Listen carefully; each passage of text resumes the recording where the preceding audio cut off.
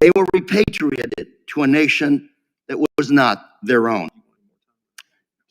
And ladies and gentlemen, history has a way of repeating itself. Today, about 1 million American-born citizens, children, are growing up in Mexico. Again, another side effect of our mass deportations. And it is important that we step back and look at our immigration policies holistically. And it is critical that we address immigration policy and immigration reform in the context of justice and due process for all Americans. Again, Mr. Chairman, I support HR 40, and I hope that other studies are undertaken to remind us of these types of historical injustices so that we may address them and not have to repeat them. And with that, Mr. Chair, I yield. Gentleman yields back. Who else seeks recognition? What purpose does Mr. Roy seek recognition? Let me move to strike the last word. Gentleman is recognized. Well, first, I would very much like to associate myself with the gentleman from Utah and his fine words that he shared with the committee. And I would offer that I think this is the wrong path for the future of our nation. Chief Justice Roberts, I don't always agree with, just for the record, I think put it very well in one of the Voting Rights Act cases from around 2005 when he said, quote, "This divvying us up by race is a sordid business," end quote. I think he is right. And I think that is the problem here. And I think this is not the direction we want to carry our country forward.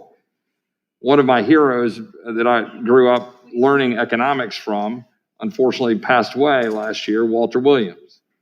And I learned a lot reading Walter Williams. I unfortunately never took his class. He taught at George Mason. I went to the University of Virginia. But Professor Williams has written a lot on this issue extensively. He shaped some of my views on this issue. I'd take great deference in trying to listen to Black Americans on this subject and people who've experienced things I haven't experienced. But as Professor Williams discussed, and here I'm just quote an article he wrote about this a few years ago. He noted, quote, "Slavery," and this is all a quote from him, "Slavery was a gross violation of human rights. Justice would demand that slave owners make compensatory reparation payments to slaves. Since both slaves and slave owners are no longer with us, compensation is beyond our reach. Absent from the reparations debate is who pays. Don't say the government, because the government doesn't have any money that it doesn't first take from some American. So which Americans owe Black people what? Reparations advocates don't want that question asked, but let's you and I ask it. Are the millions of Europeans, Asians, and Latin Americans who immigrated to the United States in the 20th century responsible for slavery, and should they be forced to cough up reparations money? What about descendants of Northern whites who fought and died in the name of freeing slaves? Should they cough up reparations money for Black Americans? What about non-slave owning Southern whites? On Black people's side of the ledger, thorny issues also arise. Some Blacks purchased other Blacks as a means to free family members. Other Blacks owned slaves for the same reason whites owned slaves, to work farms or plantations. Are descendants of these Blacks eligible, deserving of reparations? There's no way that Europeans could have captured millions of Africans. They had African and Arab help. Should we haul representatives of Ghana, Ivory Coast, Nigeria, and Muslim states before Congress and demand they pay reparations? By the way, is there anyone prepared to make the argument that Blacks in America today would be better off? Reparations advocates make the foolish, unchallenged pronouncement the United States became rich on the backs of free Black labor. That's nonsense. Slavery doesn't have a very good record of producing wealth. Think about it. Slavery was all over the South and outlawed in most of the North. Buying into the reparations nonsense, the antebellum South was rich and the slave-starved North was poor. But the truth is just the opposite. In fact, the poorest states in the regions of our country were places where slavery flourished. The reparations movement would do little more than an amusing sideshow were it not for the damage it can do to Blacks. It misallocates time and resources that can be more fruitfully spent elsewhere. And he goes on to talk about the $22 trillion that have been spent in LBJ's so-called Great Society and the utter failure that has been the result of that money spent since the 1960s. We have utterly destroyed Black families. We have utterly ripped fathers and people that children should be able to look up to in their families from the homes of Black families in the name of government paternalism. And that, I'm afraid, is where this kind of legislation takes us. It takes us away from the important dream of judging people by the content of their character and not the color of their skin. It takes us away from the dream that we are supposed to realize as Americans and the greatness that this country realized in taking a nation that laid out the principles in 1776 and 1787 and 1789, and in a mere 80 years, in the context of the history of mankind, reversed the horrors of slavery through the Emancipation Proclamation and through the blood of Americans who then fought and died for the premise that we should recognize the reality that all men are created equal. That is, I think, the danger of going down this road. And I would very much caution against going down this road of even a commission, much less where that might take us beyond that. And with that, I would yield back.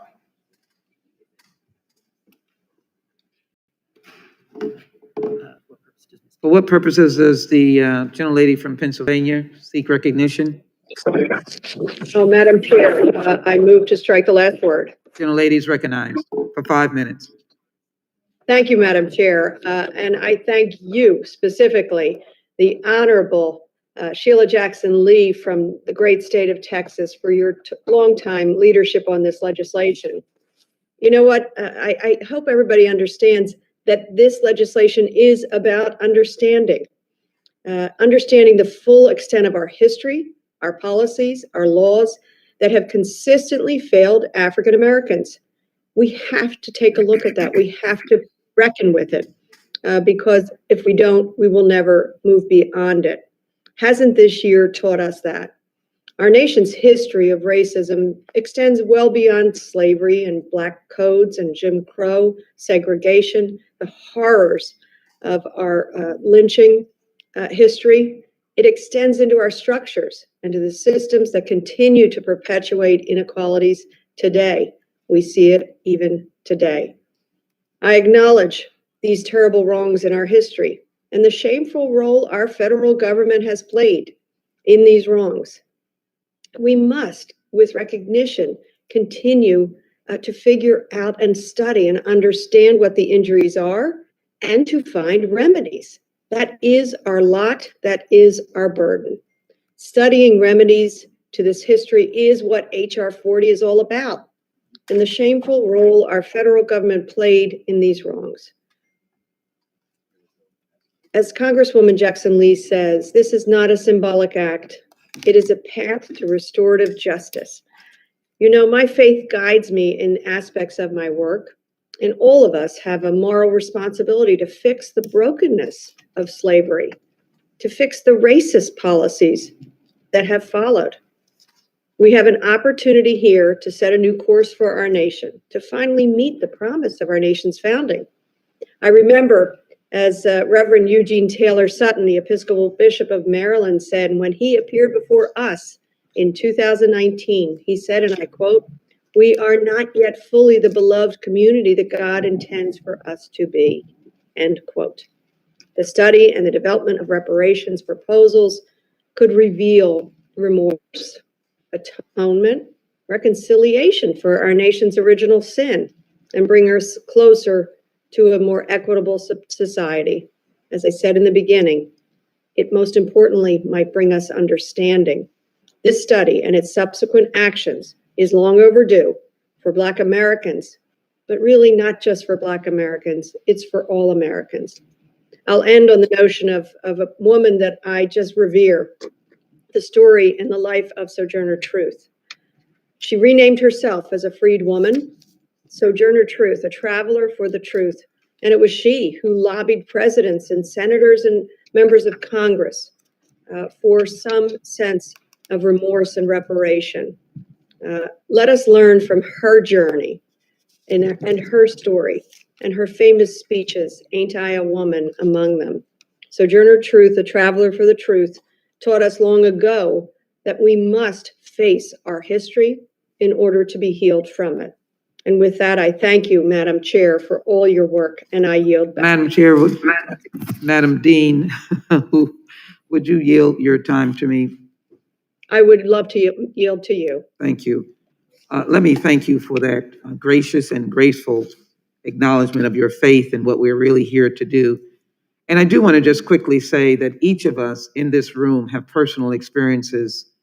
As we do this legislation, each of us will take pains not to personalize uh, whether or not we are successful, our families are successful. That is the basis of this commission, to be able to look globally at the issue of slavery as the original sin and the brutality of it, and to then take the journey that looks at the stark disparities in the African American community. I hope in this moment that we will not take the opportunity to point blame or to cast any actions of racism as one party or the other. It was America's sin, and that's what we hope to address. Just factually, let me acknowledge that Congress passed and President Lincoln signed a bill that paid reparations to the owners of slaves in the District of Columbia. We're not going down a pathway that has never been traveled before. I started out by saying, let us not cancel each other tonight. Let us not have a cancel culture, but a open-mindedness. I also want to acknowledge my friend and colleague again as I yield, and that is the Honorable Barbara Lee. Her legislation, HCON Res 19, complements this work of restoration. With that, I want to recognize Mr. Shabbat for 5 minutes. Thank you, Madam Chair. This country's history relative to slavery and the subsequent legalized discrimination, Jim Crow, was antithetical to America's founding ideals that all men are created equal and are endowed by their Creator with certain inalienable or unalienable rights. As we have been reminded over the last year or so, much work remains to be done to improve race relations in this country, including between the government and the people it's intended to serve. Unfortunately, this legislation would only set those efforts back. No one alive today is responsible for the harms inflicted by slavery in the United States, a practice that ended over 150 years ago. Further, as a nation of immigrants, our population has exploded.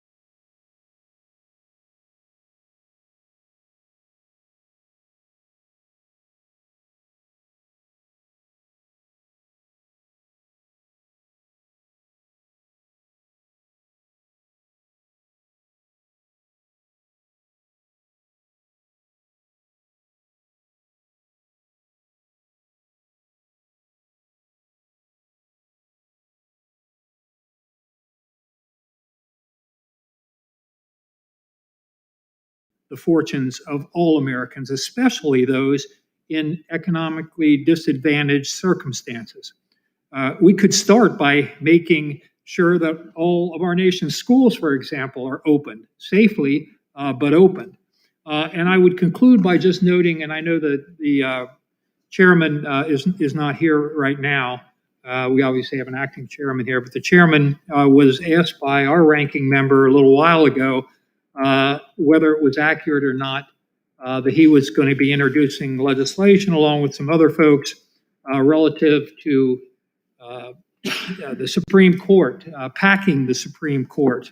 And I think the American people have a right to know if that's being considered. We know that last Friday, we're talking about a commission here. We know last Friday another commission was announced by President Biden, putting together this commission on the Supreme Court.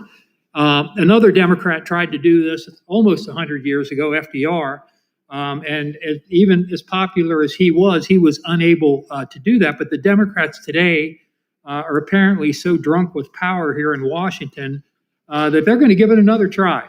And I think that's really unfortunate. I think it could tear this country apart as well, just like this. Will the gentleman yield? I can answer your question about packing the court. I don't really, I've only got 30 seconds left. Okay. Go ahead, real quick. Yeah, I mean, the party that packed the court are the Republicans who jammed through nominees and refused to consider Merrick Garland. Yeah, so if anyone's packed the my court, time. it's been the Republicans. Reclaiming my time. I'm shocked that you would make that accusation. It's packing the court is as clear as the day. It would be bad for the country. It would be bad for the court. I hope you don't decide to go ahead with it, but you just might. And I think we got a right to know whether you're actually going to do it or not. And that was a simple question that was asked. We think you ought to answer it, but apparently you're afraid to tell us. Gentleman from Rhode Island, Mr. Cicilline, is recognized for 5 minutes. Thank you, Madam Chair. The institution of slavery is America's greatest sin. The enslavement of more than 4 million human beings between 1619 and 1865 nearly destroyed our nation, and its impact continues to be felt to this day. These effects remain because slavery and discrimination were enshrined in our founding documents, in the courts, and in our elected leadership. The Constitution of the United States, which established and guided our democratic system of government, counted African slaves held in bondage as only 3/5 of a human being. The Supreme Court furthered this dehumanization in Dred Scott versus Sanford, which declared the protections of the Constitution did not apply to African Americans, regardless of whether they were enslaved or free. At least 12 of the first 18 presidents of the United States owned slaves at some period in their lives. It took civil war and the near destruction of the United States to end the practice of slavery, but even that did not bring full freedom to those who were enslaved. For decades thereafter, African Americans endured forced segregation, racial violence, and denial of voting rights, and some of that continues today. Throughout the 20th century, federal government programs that helped build the middle class purposely excluded African Americans, further institutionalizing segregation and discrimination. In 1934, the Federal Housing Administration was established under the New Deal to create housing opportunities for middle and middle class families. The agency, however, refused to insure mortgages in Black neighborhoods, a practice known as redlining, for the color codes used on maps to indicate areas it was, quote, safe to insure mortgages. The FHA also subsidized the construction of white neighborhoods and required that the homes that were built not be sold to Black families. During World War II, many African Americans joined the military with the belief that their service would be honored when they returned home from fighting for their country. The GI Bill was transformative in providing tuition assistance, job training, and unemployment benefits to service members returning home from Europe and the Pacific, and it played a significant role in building the middle class in post-war America. The law was drafted, however, in a manner which allowed states to control the distribution of veterans' benefits, resulting in Black veterans in segregated cities and states being denied the benefits of the GI Bill. Unemployment benefits were provided on the GI Bill for returning service members searching for new jobs at home. African Americans who had learned advanced job skills in the military were often only offered low-wage, low-skilled jobs when they returned home. When these highly skilled workers refused these low-wage jobs, they were denied unemployment benefits for refusing the only jobs offered to them.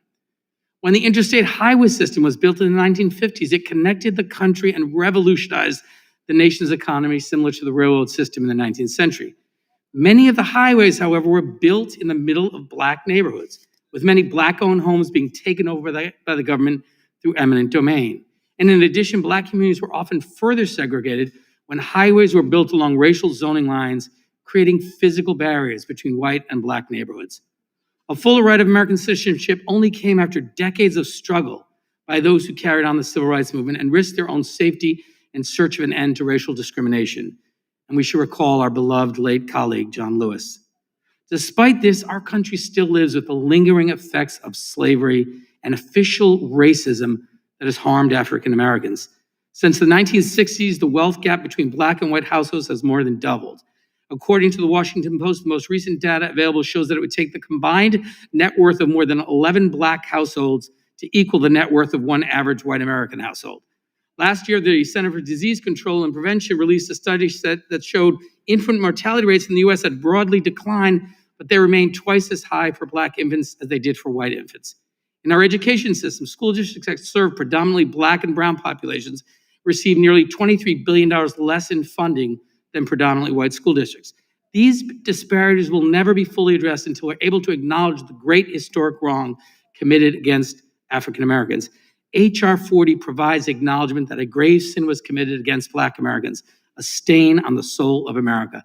This commission will be empowered to recommend ways in which we as a nation can address these wrongs and ultimately make amends for them.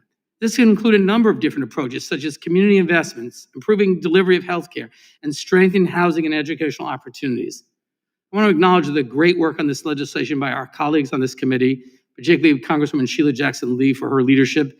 I'm proud to be a co-sponsor of the commission to study and develop reparation proposals for African Americans Act. I encourage all my colleagues to support this bill to help our country heal and do what is right. And with that, Madam Chair, I yield back. I thank the gentleman. The gentleman yields back. Gentleman from Texas, Mr. Goldman, is recognized for an amendment. Yes, I have an amendment at the desk. Clerk will report the amendment. Amendment to the amendment in the nature of a substitute to H.R. 40 offered by Mr. Gomer of Texas. On page 9, after line 23, insert the following and The amendment will redesignate. be considered as read. Well, I Gentleman would is ask that it recognized be for read. Pardon? I'd ask that it be read. I object to the waiving of the reading. Gentleman objects. The amendment should be read. On page 9, after line 23, insert the following and redesignate all that follows accordingly. G, when the Democratic Party should be responsible for any compensation awarded, since it is the only relevant entity in existence today that supported the institution of slavery. This support includes, but is not limited to, the following actions. Democratic Party platforms in the 1800s that advocated for the institution of slavery.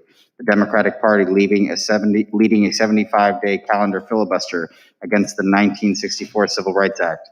A member of the Democratic Party, Senator Robert Byrd from West Virginia, a known recruiter for the Ku Klux Klan, leading fellow Democrats in their opposition to civil rights for African Americans. Democrat enactment and enforcement of Jim Crow laws and civil codes that forced segregation and restricted freedoms of Black Americans in the United States. Gentleman is recognized for 5 minutes to speak on the amendment. Thank you. During my time on the felony bench, one of the saddest things that I would ever see would be the effects of the sins of parents upon children. Countless times at the end of a trial, or a sentencing, I would have the child come up and make sure they understood this was not your fault. You should have no guilt feel. This is not your fault.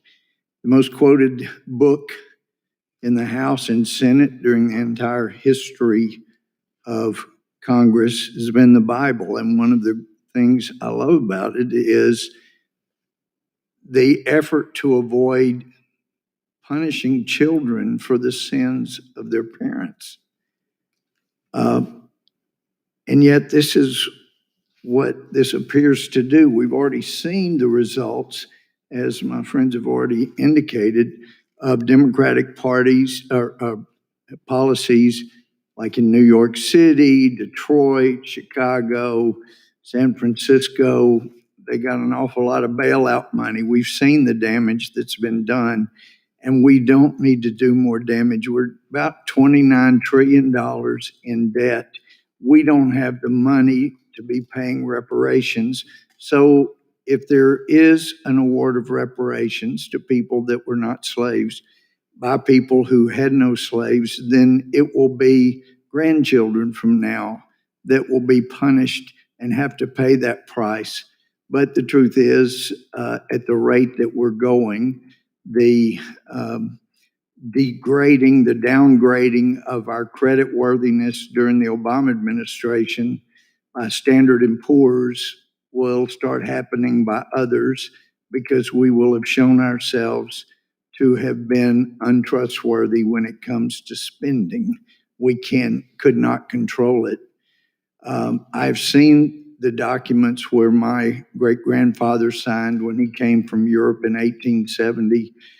I know there was horrendous wrongs done. Slavery is wrong. It's wrong for the 40 million or so that are being held in slavery right now. But if we look at the history, the Republican Party was against slavery. The Democratic Party platform of 1840, 44, 48, 52, 56 supported slavery. And in fact, the Fugitive Slave Law of 1850 that required law enforcement officers to arrest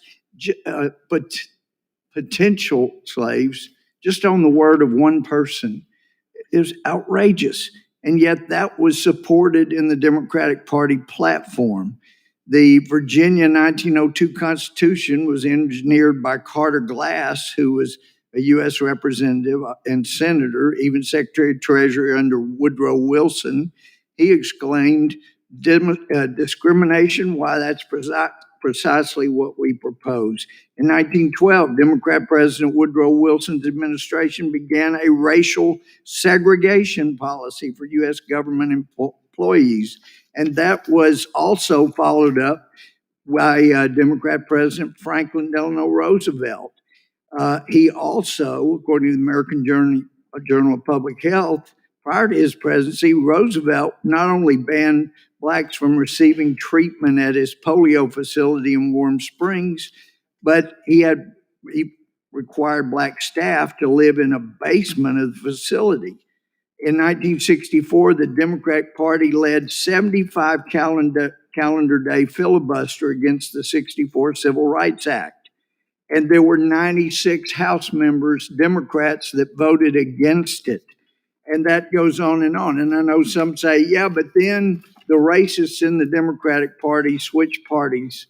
One did, Strom Thurmond, but if you go back and check, there may have been 3 House members that changed parties, but the 96 House members that voted against it, the senators that voted against it and fought against it, including Robert Byrd, most of them did not change parties. They stayed in the Democratic Party. So if we're going to force this on anybody, it ought to be the one party that has done so much damage. And that's why I would submit this amendment. If we're going to punish children for the sins that even their parents didn't do, then this ought to be the way to do it. I hope that we won't compound some horrendous sins by punishing great-grandchildren of people that did wrong. And I yield back. The gentleman yields back. I will yield myself the time in opposition. I started this debate by indicating that frivolity, cancellation culture, I would hope would not be the route that we would take, and that we would have a thoughtful discussion on the question of the original sin and the deeply embedded issue of racism and the prolonged impact on African Americans, the descendants of enslaved Africans. I maintain that now. Let me specifically put in the record the report of the Equal Justice Initiative that indicated more than 6,400 documented racial terror lynchings of African Americans in America occurred since the end of the Civil War, 84% of all lynchings. An additional 1,297 white individuals were lynched during this time, many for sympathizing with the African American cause or for being outspoken against lynching. So one can see that there has been an ongoing journey.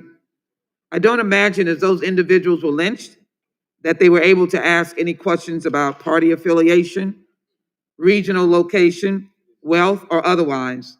They were brutally lynched. Now we come to an opportunity where that journey of brutality and racism and discrimination can be responded to with a significant civil rights initiative, a commission that will factually base its results and recommendation to the United States Congress on facts. And as we proceed in this debate, I will share those facts.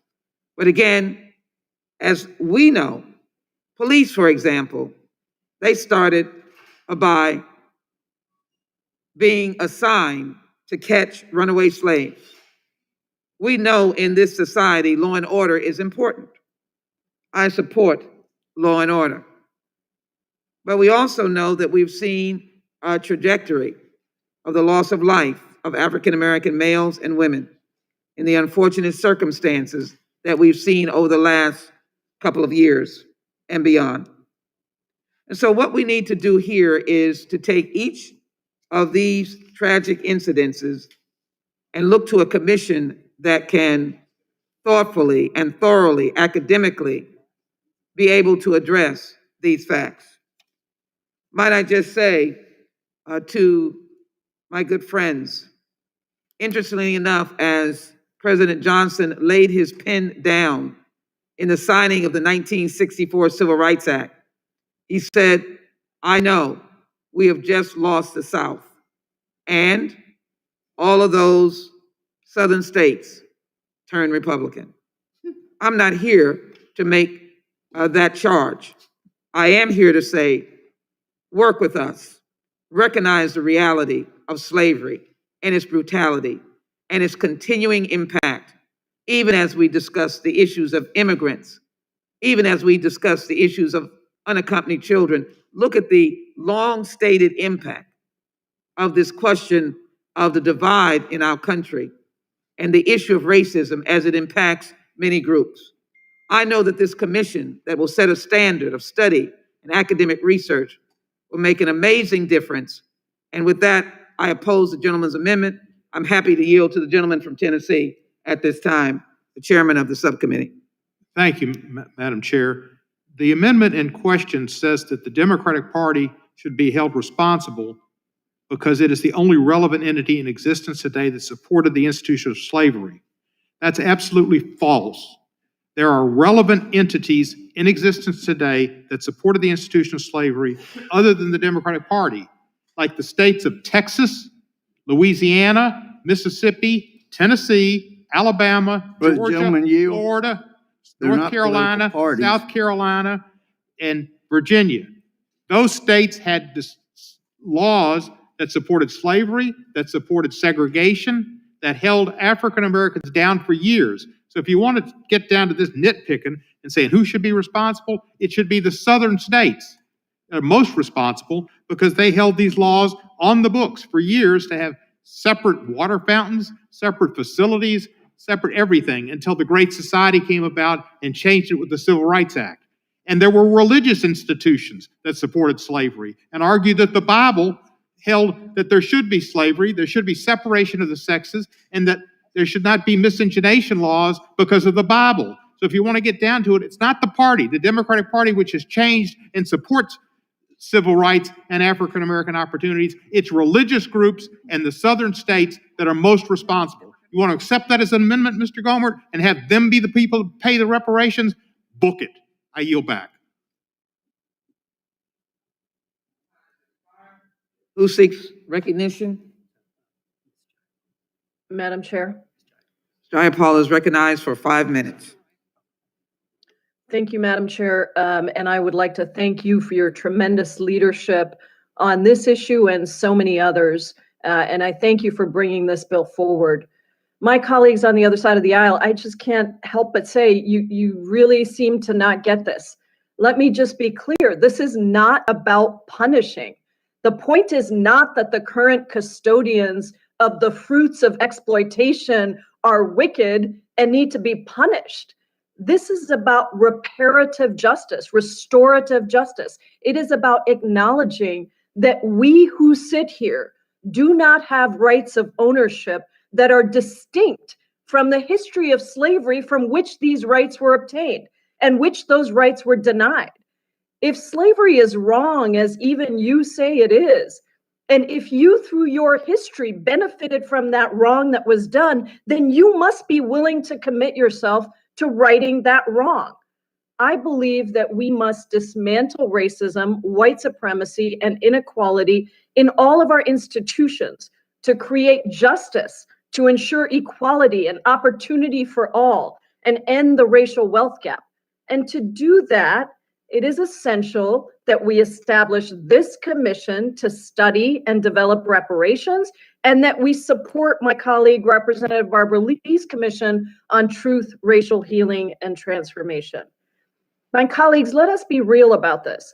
Often the story behind the development of our country focuses on a warming tale of early settlers building their path towards the American dream for hard and honest work. But it's not a complete view, and it's a dangerous view that erases the undeniable history behind our country's success. The enslaved ancestors of today's Black Americans built America to what it is today. And yet we have continued to see this false retelling of history as recently as the previous administration's creation of the 1776 Commission to romanticize and diminish America's relationship with slavery and deny the federal government's role in enabling systemic racism. That could not be further from the truth, which is why I fully support this bill and this commission. For near every problem that America faces, Black families are more impacted than white families because of slavery's legacy. This is true for health outcomes, where Black Americans are more likely to have inadequate health care and underlying conditions, seen clearly in the Black death rates for COVID-19 being twice the rate of white Americans. It is true in policing, where Black Americans are twice as likely to be unreasonably stopped and 3 times as likely to be killed. But for a strong example of the impacts of endemic racism and anti-Blackness, look no further than the racial wealth gap. Before and after the 13th Amendment, Black Americans have had either zero or just a small portion of their labor returned in the form of wages. Instead, America, through slavery and systemically racist policies, withheld and amassed a massive fortune off of Black labor. A fortune so massive that it would take more than 200 years for Black households to reach the amount of wealth that white American households have today. And yet some believe that Black Americans should simply lift themselves up by the bootstraps, as if white Americans didn't benefit from government policies like the New Deal that created the white middle class. Dr. Martin Luther King Jr. said it best. The Homestead Act gave land to white citizens who came here voluntarily, but not to freed Black people who came here without choice. The GI Bill helped white veterans obtain college degrees and job training, but so many Black veterans who made equal sacrifices were not eligible for any of its benefits.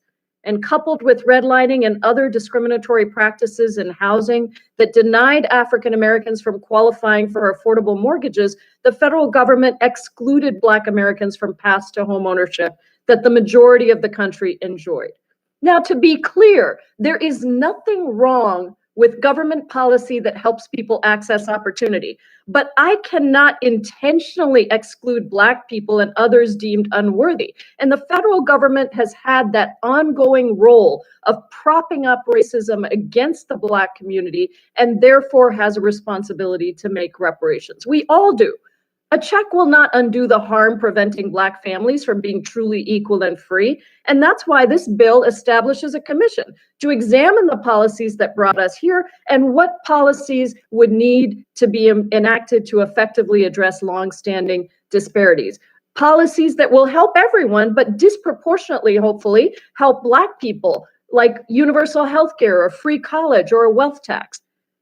Only when we can face the horrific role of slavery in our country and its enduring policies can we begin to make up for the tragic harm of failing to prevent systemic racism against Black Americans. And that is why I am so strongly in support of this bill, and I urge my colleagues to support it as well. Thank you, Madam Gentlelady's Chair. time I has yield back. expired. Mr. Johnson of Georgia is recognized for Mr. Owens of Utah is recognized for 5 minutes. I look forward to taking the next couple of weeks and educating American people about the success of the Black community. Because actually, to be honest with you, being raised by a community of proud, entrepreneurial community that believed in meritocracy, when they were told they could not succeed, they doubled down to prove that whoever doubted them were wrong. And to be honest with you, this concept that Black Americans have been used, abused, and discarded by white people is bothersome to me. I don't know if you guys heard what I said, but the 40s, 50s, and 60s, take this, please take this a note. And by the way, I lived during this period. So I'm not talking hypothetical. I remember these communities. I remember the pride when I didn't meet white people until I was 16 years old. I never thought of looking down on our race as hapless, hopeless, and not able to overcome. We led the country in the growth of the middle class in the 40s, 50s, and 60s. Led the country in men matriculating from college in the 40s, 50s, and 60s. Led the country in men committed to marriage, over 70%. By the way, that's now 70% of our men will not commit to their families. In business ownership, 40%, we're now down to 3.8%. You know how we began to succeed? We did it the good old American way. We believed in faith, family, the free market, and education, period. Now we believe in government. We have more people working for the government percentage-wise, and than people realizing that they can go out and build their business, their dreams. And this is what bothers me when we stand back and watch these Black communities being burned down every single year. These are men and women that said, I'm gonna take my chance, I'm gonna take a risk, I'm gonna get out there and make things happen and serve my community. And some mistakes, someplace, we sit back and allow their business be burned like nothing is wrong with that. And guess what, guys? These businesses across this country, nobody's rebuilding it. The billions of dollars given to Black Lives Matter, nobody's building these businesses back, giving these people their dreams back.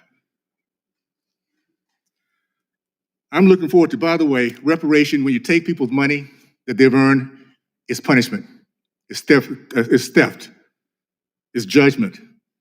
It's saying that because of your skin color, you owe me. That is not the American way. We're not racist people. This American country is based on meritocracy. And I tell you, anybody who's been in sports or military, you guys get it. At the end of the day, it's the character, it's resolve, it's a loyalty that makes a difference. The color of skin has nothing to do with how we choose those people that we want to trust and move forward with. I'll just say this as I wrap this up. I do look forward to taking the next few weeks to educate the American people about my great race. One I'm so proud to have been raised in. A race that when I left my little community, the third Black to go to the University of Miami, I went there knowing I can get a degree in biology because my parents expected me to succeed. My community expected that of me to succeed. And whether it was my teachers, my coaches, the business owners in our community, they expected our young Black boys and girls to leave that community and make them proud, make their family's name proud, overcome all obstacles that they were facing. It's the American way. And by the way, that's what all cultures were doing during that day. We need to get back to that. So we will find a way during this process of discussion reparation to finally educate the American people what's not being taught in our school system. This is the greatest country in the history of mankind, and no place in our world can the Black community, Hispanic community, Asian community, and I don't care where they come from, can live the American dream like here in this country. So let's not divide us up by looking at our history and having people feel guilty for something they ever did. And I yield back. The gentleman yields back, and the gentleman from Georgia is recognized for 5 minutes. Mr. Johnson.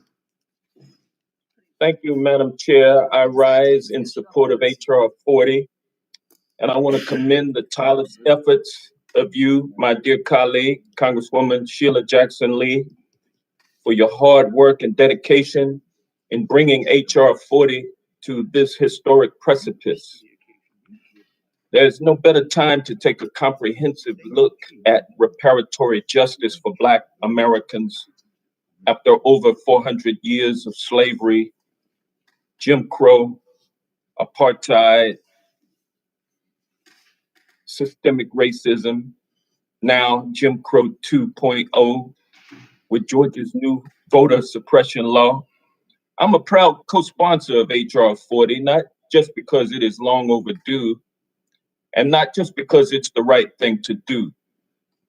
I'm a proud co-sponsor because I have constituents who remember what the world was like when they lived in a democracy in name only. We still live today with the vestiges of slavery and the Jim Crow era.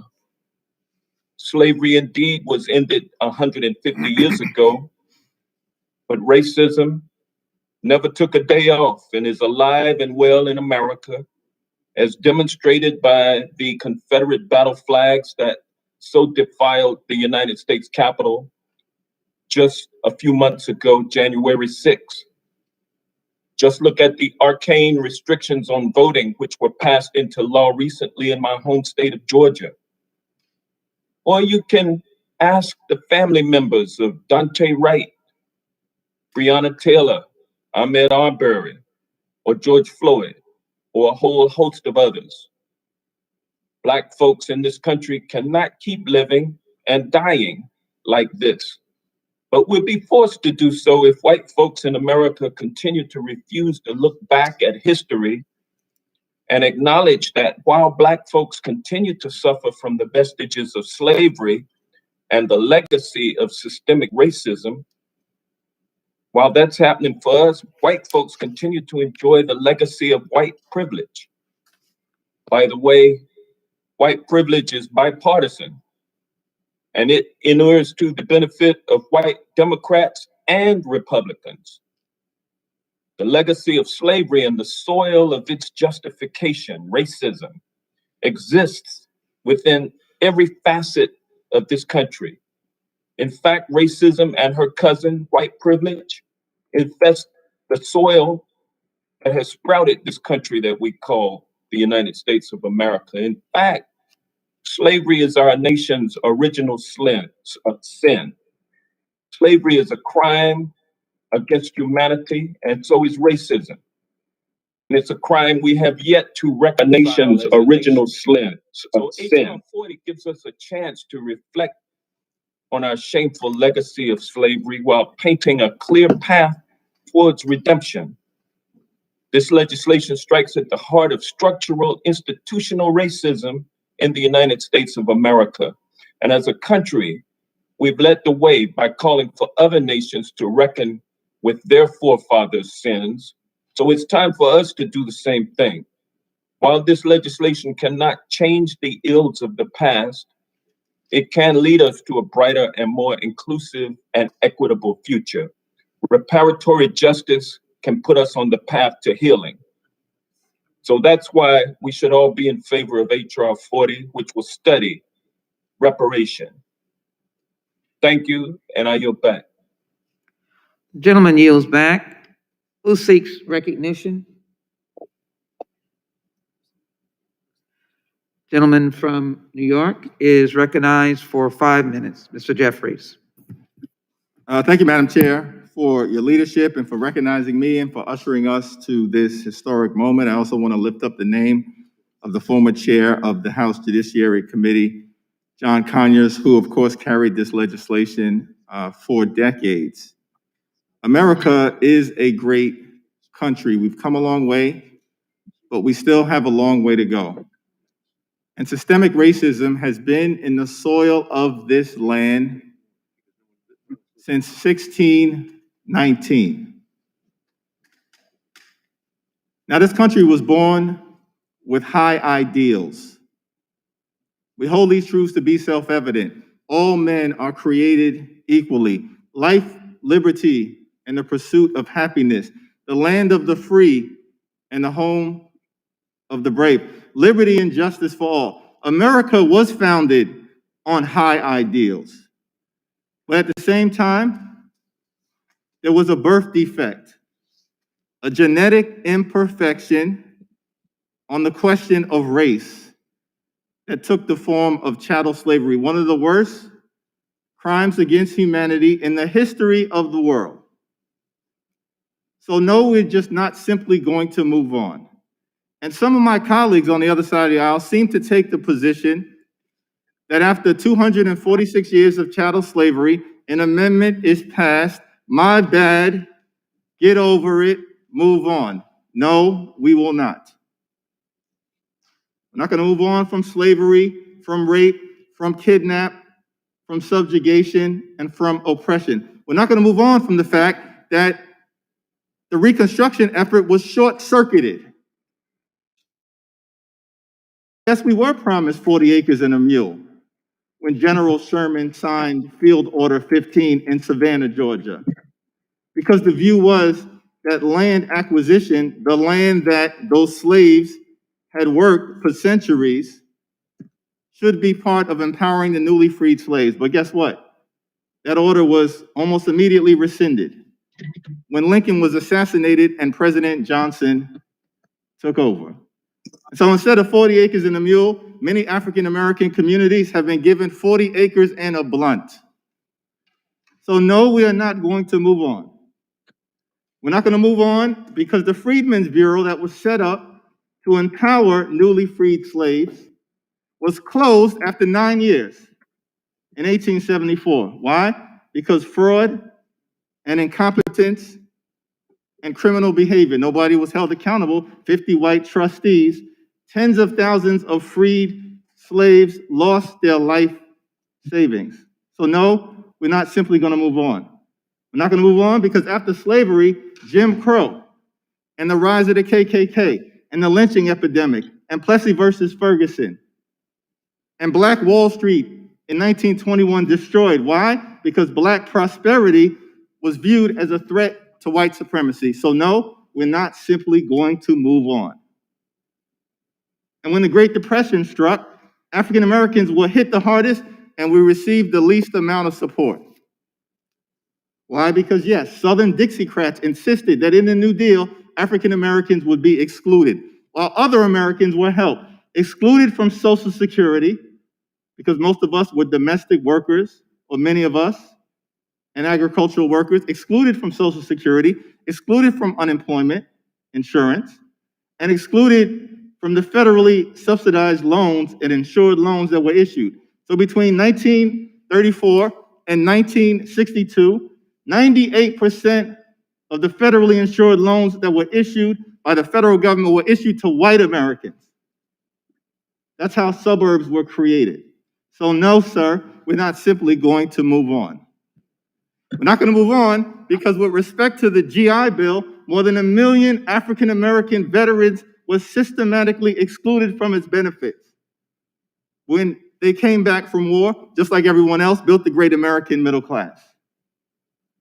So we're not simply going to move on.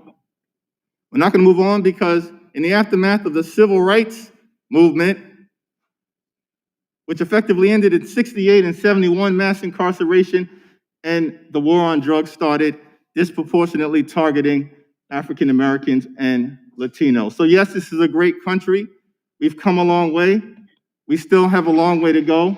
We're not perfect, but we're marching to a more perfect union, and that's what HR 40 is all about. The least we can do is study these historic wrongs. That's the least that this Congress can do. I yield back.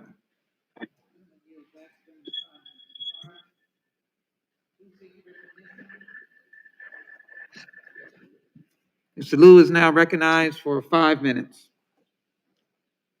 Thank you, Chairwoman Jackson Lee. I serve an active duty in the United States military because I believe we are an exceptional country. And one thing that exceptional countries do is we recognize the harms that we have done and we try to correct them. You know who understood this? President Ronald Reagan. He signed a law that gave reparation to Japanese Americans who were interned. He gave money to Japanese Americans based on race. And I've heard arguments by my Republican colleagues tonight. President Reagan would have rejected all of them. And I ask that you read his speech on August 10th, 1988. I'm going to read you some portions of it.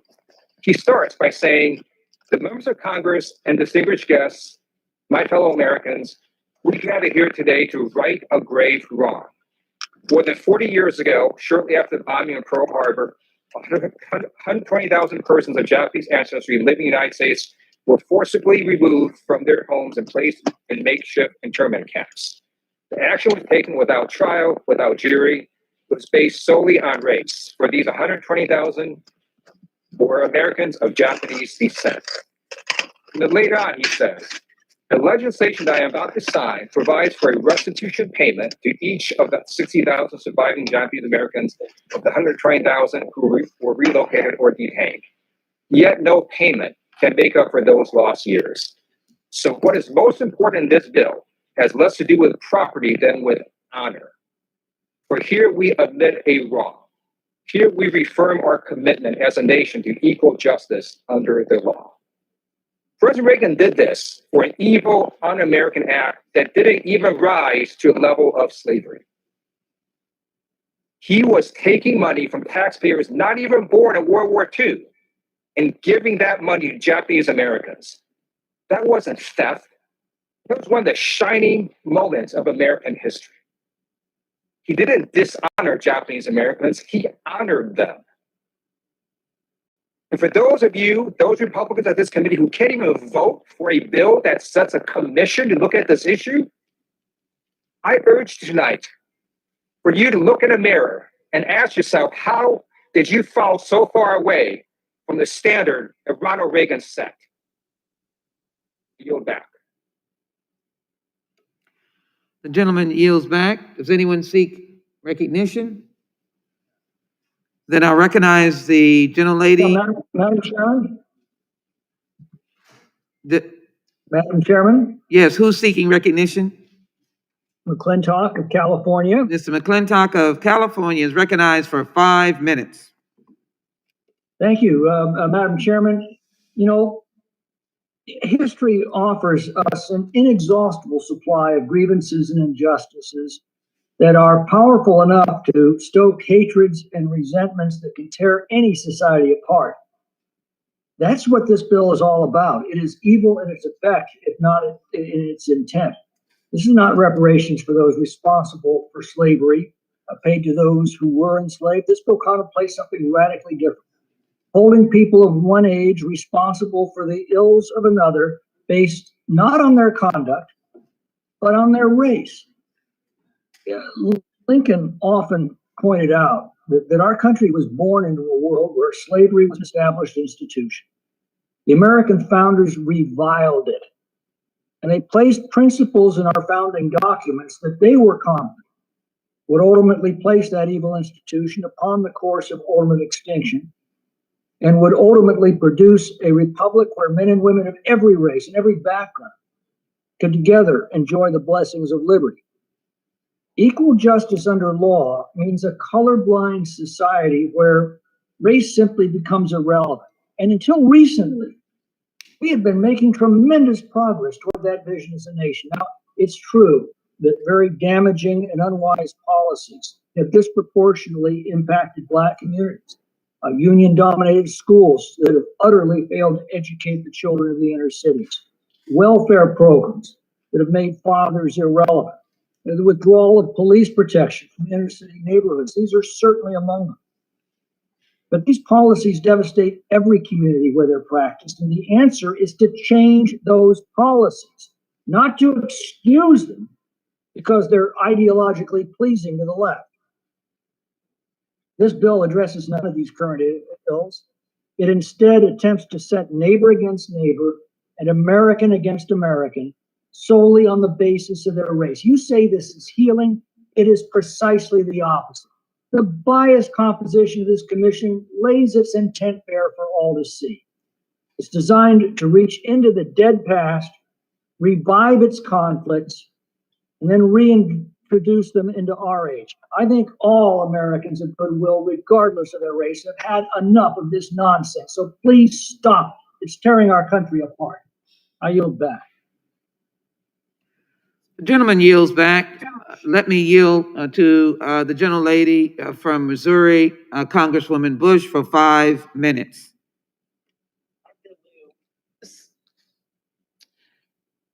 Father God.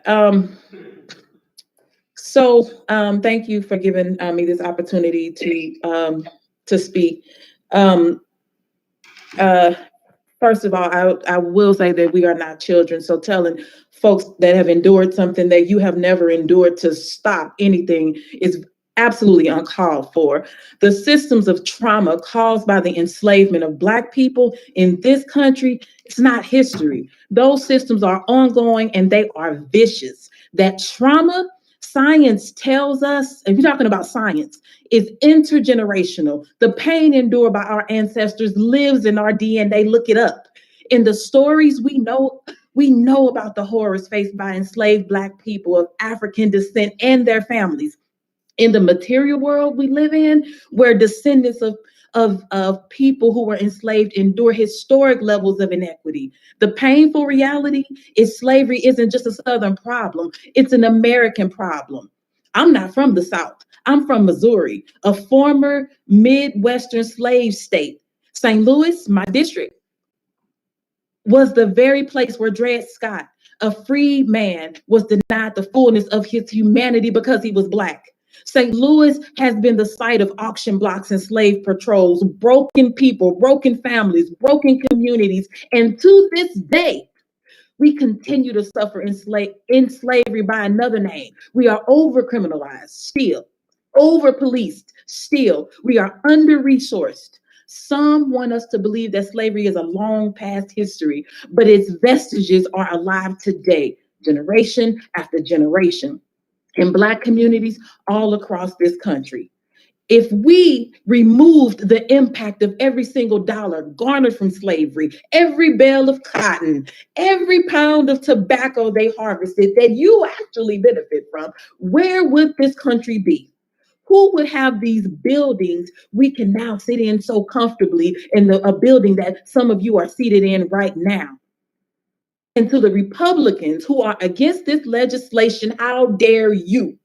How dare your nearly all white panel spend so much energy and abuse your power to deny justice for the descendants of one of the most egregious atrocities in the history of the world.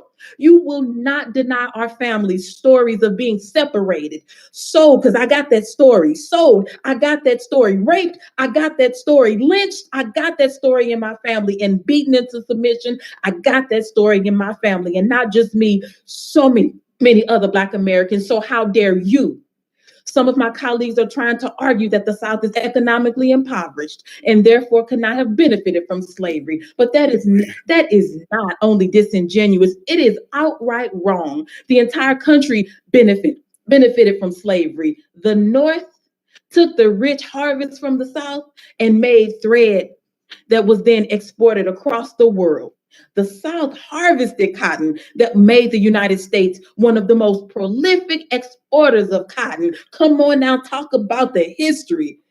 Us as lawmakers working in this chamber are benefiting from the free labor that built this very capital. And so I'm going to ask you, unless you can come with those stories about what happened, the lynchings and all that your family members went through, unless you can talk about those stories of rape, unless you can talk about those stories of how your folks worked and did not receive the wage, your folks, because let me say this, we're not talking about folks that lived around the corner. We're talking about folks that were stolen from their actual land, lost their culture, lost their languages, lost their stories, were separated from their families, all to work for ancestors of folks that look like some of these folks today that are on this call that are opposing this. So let me remind you, you have no idea what that is like. You don't know what that's like, but the least that you can do is support research.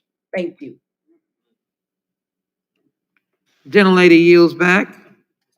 Who seeks recognition? The gentleman from California, Mr. Issa. Thank you, Madam Chair. Like any other difficult subject and long-standing, there's no question there's complexity here that we won't settle now or if this commission comes to pass in this commission. But I think it's good that we make the record as complete as possible. The gentlelady from Missouri made a lot of interesting points, and I think sometimes those points are made without even the speaker knowing it. When she said, till this day, the damage continues to be done. Till this day, Black people are still essentially accruing the debts that would be part of reparation. If that's the case, then one of the challenges for Madam Chair and everyone else is, does that mean that not the descendants of slaves, but anyone who feels that they're being somehow treated ill under this society should be part of this reparation? And will this commission study that? Now, there were a lot of things said about the post-slavery period, and many of them were true in the way of African Americans being second-class citizens. But I know that a former congressman from my district, Dalip Singh Song, born in India, came here and experienced prohibition on land ownership, prohibition on elected office, prohibition on citizenship as under the Asian Exclusion Act. Should each Indian or descendant of them also be added to the list of these grievances?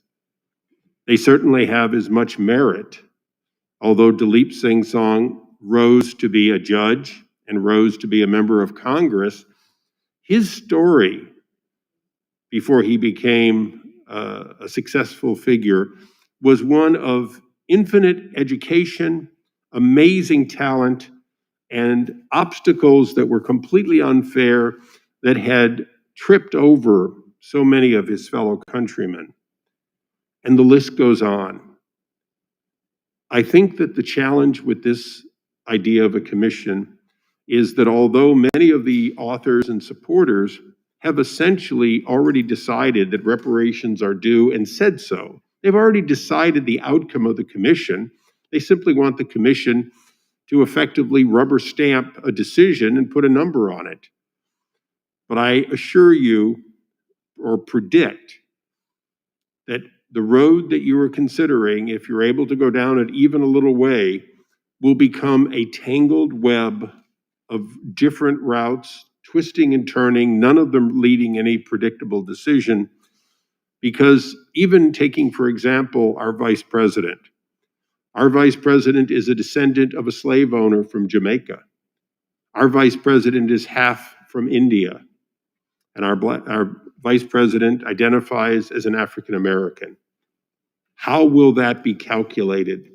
And is there any way to calculate that the way we calculated the direct damage that President Reagan signed and paid for those people, those specific people who during their lifetime or immediately following to their immediate descendants were adjudged and an amount was paid based on what was done to them by a specific act of our government? I think for President Reagan, it was not a difficult decision, but I would predict that he would take a very different tack if asked to try to calculate percentages of people unborn at this time and not in the United States. That it was not the case with the Japanese Americans. And what President Reagan did, we all can and should honor. So the comparison was made, but the comparison actually begs the exact question, which is, can you calculate it? And if you start down this road, are you in fact going to calculate how much those who came afterwards owe to those who were not there, and how much is owed by those who identify today as being persecuted to this day? Are reparations continuing to accrue? And I would say, based on the conversations we've heard here today, the answer would be yes by many of the proponents. And with that, I thank the chair and yield back. What purpose does the gentleman from Rhode Island seek recognition? I move to strike the last word, and I'll yield to the chair in a moment. I just want to respond, first of all, to our colleague, Congresswoman Bush from Missouri, and thank her for her really powerful testimony or statement to the committee. And And I think it's important to recognize there are a set of lived experiences that many of us have not had, and that we have to pay particular attention to leaders in the African American community whose families have had many of the experiences and live with many of the consequences of institutional racism and the legacy of slavery in this country. To my colleague from California who said, what about other people who've been, as he described it, treated ill? We're talking about something quite different than being treated ill. We're talking about 4 million people, human beings, who were enslaved, who were beaten, robbed of their freedom, robbed from their families, robbed of any kind of future, and were treated as property. Anyone else who's in that category should surely be part of this commission. But the notion that others who might have been treated ill are the same, this is about a very specific history in this country that we have to confront. And I listed a whole bunch of policies. Those weren't the fact that they were slave owners. Those were policies of our government that discriminated against African Americans. We have the power to respond to that. And a commission might say, for example, because of your racist policies, including blacks from Social Security or from housing, we should double up or triple up our investments today. That would be a responsible response to government policies. We all own that. We benefited from that as white people in this country. And so this notion of like, I wasn't a slave owner, I've got nothing to do with it, misses the point. It's about our country's responsibility to remedy this wrong and to respond to it in a thoughtful way. And this commission is our opportunity to do that. And so I just urge my colleagues on the other side of the aisle, open your minds to this. The commission might make a recommendation you can support, but what's the harm in studying it and presenting proposals for our consideration? Doesn't the African American community deserve that at least? And so I ask you to vote for this resolution. I yield the balance of my time to the chair. I thank the gentleman. I understand, Mr. Cicilline, that Ms. Lofgren is trying to seek time for. Thank you, I yield Madam to Ms. Lofgren. We yield to Ms. Lofgren. Thank you. Yes, thank you. I just wanted to give this perspective. When Chairman Conyers, then Ranking Member Conyers, spoke to me about this bill a long time ago, I thought, well, what's this got to do with me? You know, my family, they were immigrants. They weren't here during the Civil War. They had nothing to do with slavery. And I just didn't understand why that was fair. But as time went on, I understood something different. My dad was the son of an immigrant. He didn't get to go to college. He was in World War II. And after World War II, he didn't get to go to college, but he got a GI loan to buy a little tiny house. It was a $9,000 house, $89 a month for 30 years. And having that house built wealth for his family. And when I learned that African American veterans of World War II, they didn't get to buy the little house like my dad did. And so people my age or African Americans, they didn't get the wealth building that my family had. And so it's not about, you know, who's to blame, because my father certainly wasn't to blame.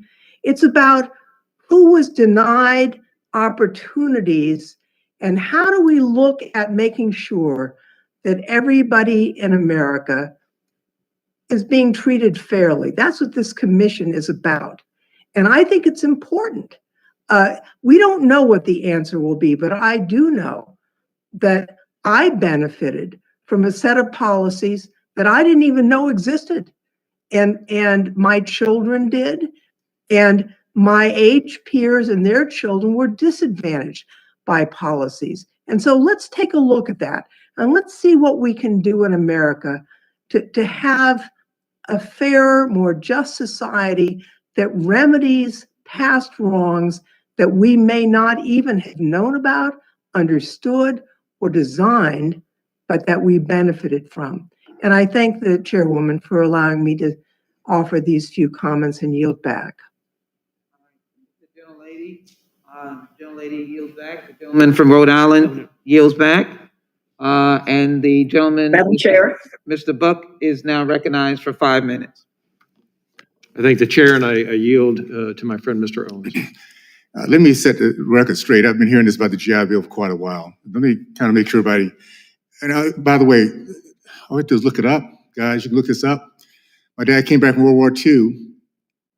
Growing up in Texas, he could not get a postgraduate degree. He graduated from Purdue, but because of Jim Crow laws, I ran across a box of letters after he passed away, rejection letters from across this country that would not accept him. And I knew it was because of his color, because he was a very, very smart guy at that time.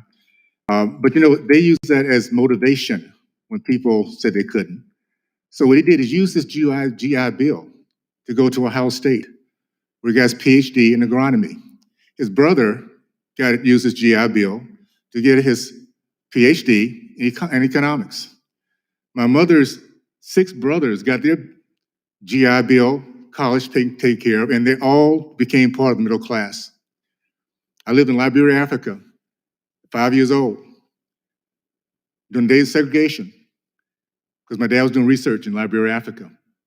I had an uncle that was an engineer, an older uncle, engineer, decided he was going to start a second business. So he bought a plane in 1960-61 and took mail from Wichita Falls, Texas to Chicago. Now, I don't know how many people you guys know, how many white people you know that had bought planes, and it wasn't that he was rich, he just had a dream. And my first flight, around 10 or 12 years old, was because he flew to Tallahassee and took me up in that little single engine plane. So I think we need to learn our history, my friends. No, we took advantage of the GI Bill, and we became the fastest growing middle class because we came back, built our homes, built our communities, had our kids going to college, graduating with big dreams. Well, I'll tell you one thing for sure. I'm going to wrap up with this. What a difference in messaging when I was growing up and now. For my parents to tell their kids they could not succeed because of white people would never have happened. I mean, seriously, they would be so disappointed in the messaging we're giving our kids. Because no, they were not getting the fairest treatment. But boy, they were so proud of who they were. They were going to make sure that they commanded respect by doing everything you had to do to overcome any racist. By the way, one last thought. I got my degree in biology at the University of Miami. You know what drove me? My senior year in high school, this white guy said I couldn't do it. You know what that did to me? 4 years I lived in that library in the University of Miami, lived there, because I was going to make sure that guy was so wrong. That was the commitment. That was the way my race was taught. We need to get back to that. Let's stop telling our kids they can't succeed. What examples are we to tell our kids, I can do it, but you can't? Instead, let's tell them this. It's tough. You're going to fail. Everybody's not going to believe in you. Some people might not like you, but you can do this. You live in the greatest country in the history of mankind. If you go out there and you run harder, you work harder, you study harder, you can succeed in this country and make good things happen. I yield back. Would the gentleman yield? Who's that? Reclaiming my time, I yield to my friend from Texas. Well, I would just simply like to ask my friend from Utah a question, because earlier he had said that and had observed the change in the flip in families in the Black family unit and divorce rates going from the most married with fathers at home to now inverted. And that is not the case. Does my friend from Utah have thoughts and a view on what transpired that caused that? And that what resulted in that? Absolutely. It's called policies. Policies. The last 4 years, the policies put in place by the Trump administration had the lowest unemployment in the history of our country for Blacks, Hispanics, Asian women, and veterans. We had over 400% increase in Black business ownership. Policies makes a difference. And I'm going to tell you this, I've seen what happened to my community, the great community I grew up in, and look back and see what's going on now. It's policies is doing it. And you go to every single place where there's misery in our communities. It's because there's college policies in which our kids are not being taught how to read and write. They're not taught, the family unit's been turned upside down. They're not telling our young men to respect, to love God, country, family, respect women and authority. That's what I was taught. We get our kids thinking that way again. Our men will man up, take care of their families, and families move forward. And that's actually how we become a very successful community. Our families have to get back together again. And policies that destroy the family unit, destroy a free market, destroy our opportunity to have our faith in our God. Those policies will destroy our culture, and we can't allow that to happen. I yield back. I thank the chair and I yield back. Gentleman yields back. Gentlelady from Florida, Ms. Demings, is recognized for 5 minutes. Well, thank you so much, Madam Chair. I tried my best not to weigh in this evening because we should not have to, but I grew up in the South. I've served as a career law enforcement officer, and I gotta tell you, every time I think I have heard it all, I come to judiciary and get enlightened. My father was a janitor who went to work 7 days a week to make ends meet. My mother was a maid. And let me say this, I'm blessed that I was able to make it. But I cannot forget about those who did not. And I certainly cannot forget about those who continue to struggle. Madam Chair, I thank you for your leadership. I also thank you for all of you who have recognized our dear friend and colleague, the late John Conyers. I thank you, Madam Chair, for continuing his extremely important work. You know, what I have heard, it's just, I can't believe my colleagues on the other side of the aisle are serious, but unfortunately, I know they are.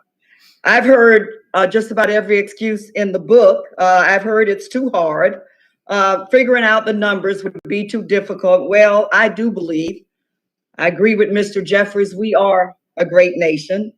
And I do believe that we can do just about anything we have the political will to do. America has solved some of the most complicated, most challenging issues because we've had the political will to do it.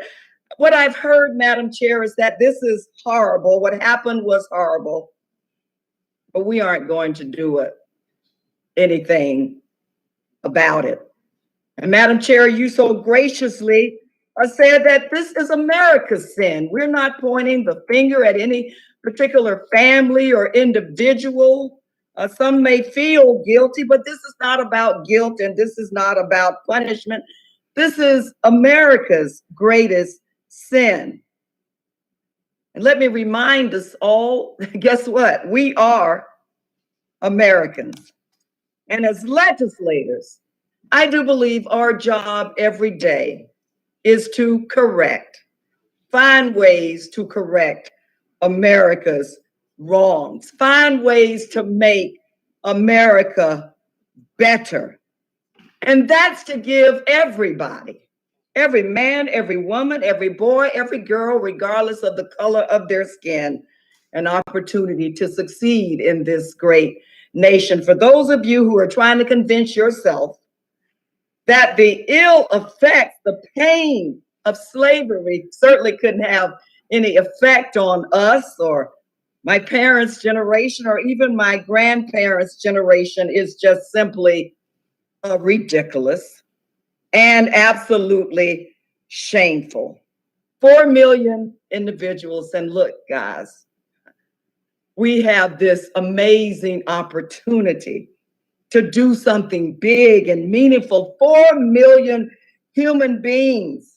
Slavery, but the ill effects of it, still the ghosts in the room. I know it every time I look at voter suppression laws. I know it every time I hear about redlining and other anti-discrimination efforts and policies and laws that are in the process of trying to be passed all over this nation. I know it's a difficult subject, but we need to face our fears and face the realities. If we are who we say we are, as Americans? Do we want to forget families that were broken apart, people who were hung, dragged, raped?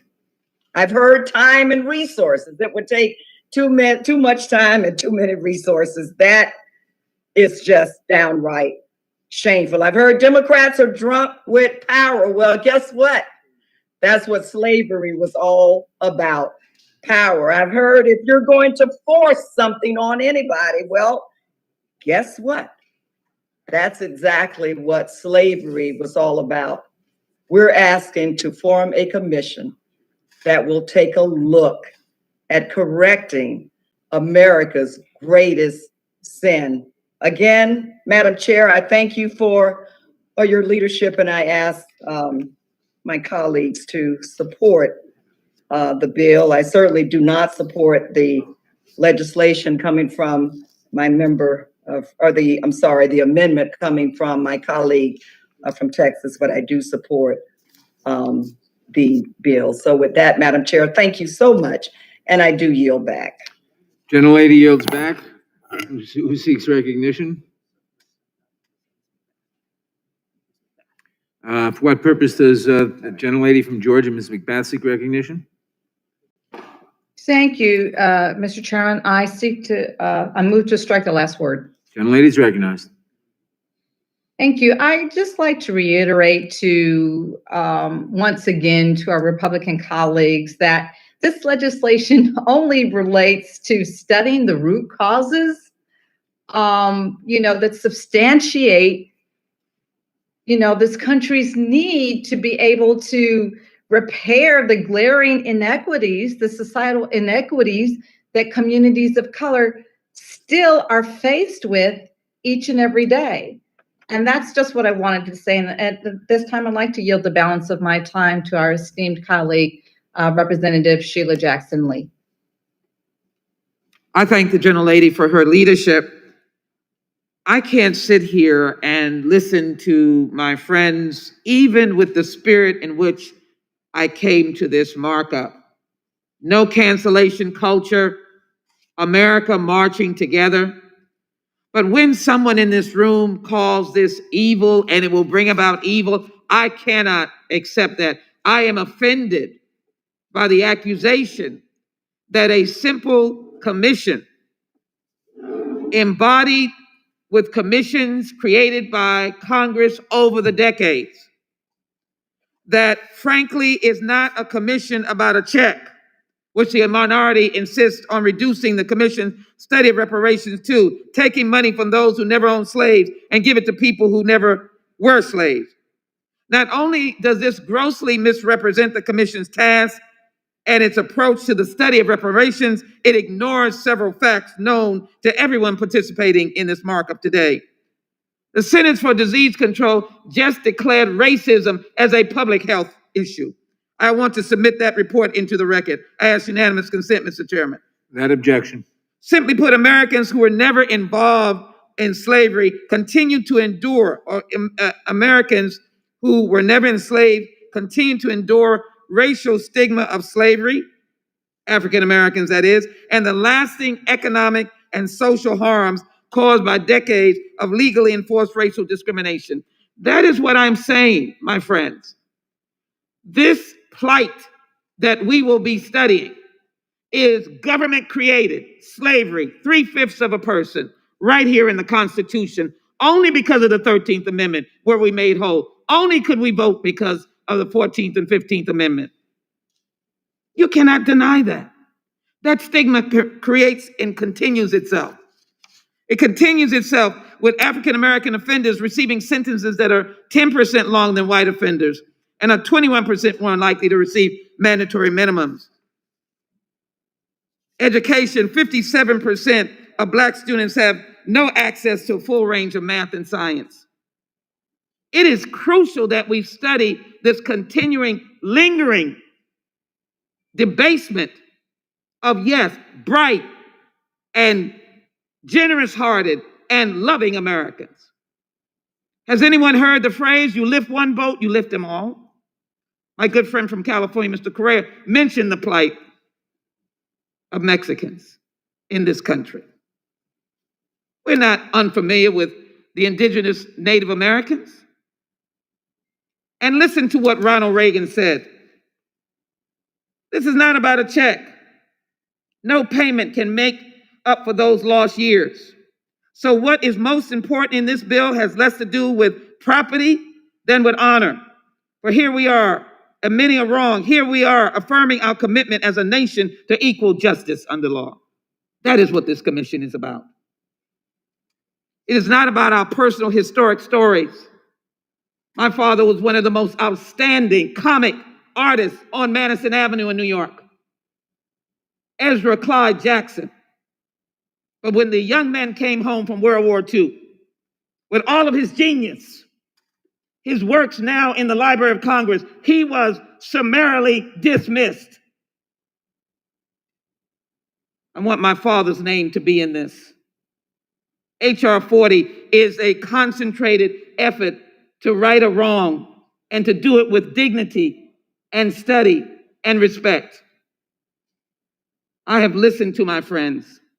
I would never suggest that I would understand whatever history you might have had if you were Irish American, fleeing the famine in the 1800s, or the treatment of Italians in the early part of the 1900s. But one thing about all of those groups, they were able to translate into the American virtues and the American dream. Today, young people languish without that dream. Why is that? That is the question of this commission. It is to study and develop a structured response, remedies to what is going on. So let me simply say this quote. Say this quote from President George W. Bush. And that is, a great nation does not hide its history. It faces its flaws and corrects them. He was speaking about the Museum of African American History and Culture. He said, it tells the truth that a country founded on the promise of liberty held millions in chains, that the price of our union was America's original sin. I can't imagine why any one of us would not vote for HR 40, the Commission to Study and Develop Reparation Proposals, and I ask my colleagues to vote yes on this bill and against the underlying amendment. I yield back. Gentlelady yields back. Are there any further amendments? Are there any further speakers on this amendment? Mr. Chairman, could I ask unanimous consent to have two articles submitted for the record? Topics been brought up in National Review and The Hill, The Myth of Nixon, Southern Strategy, and Democratic Party History.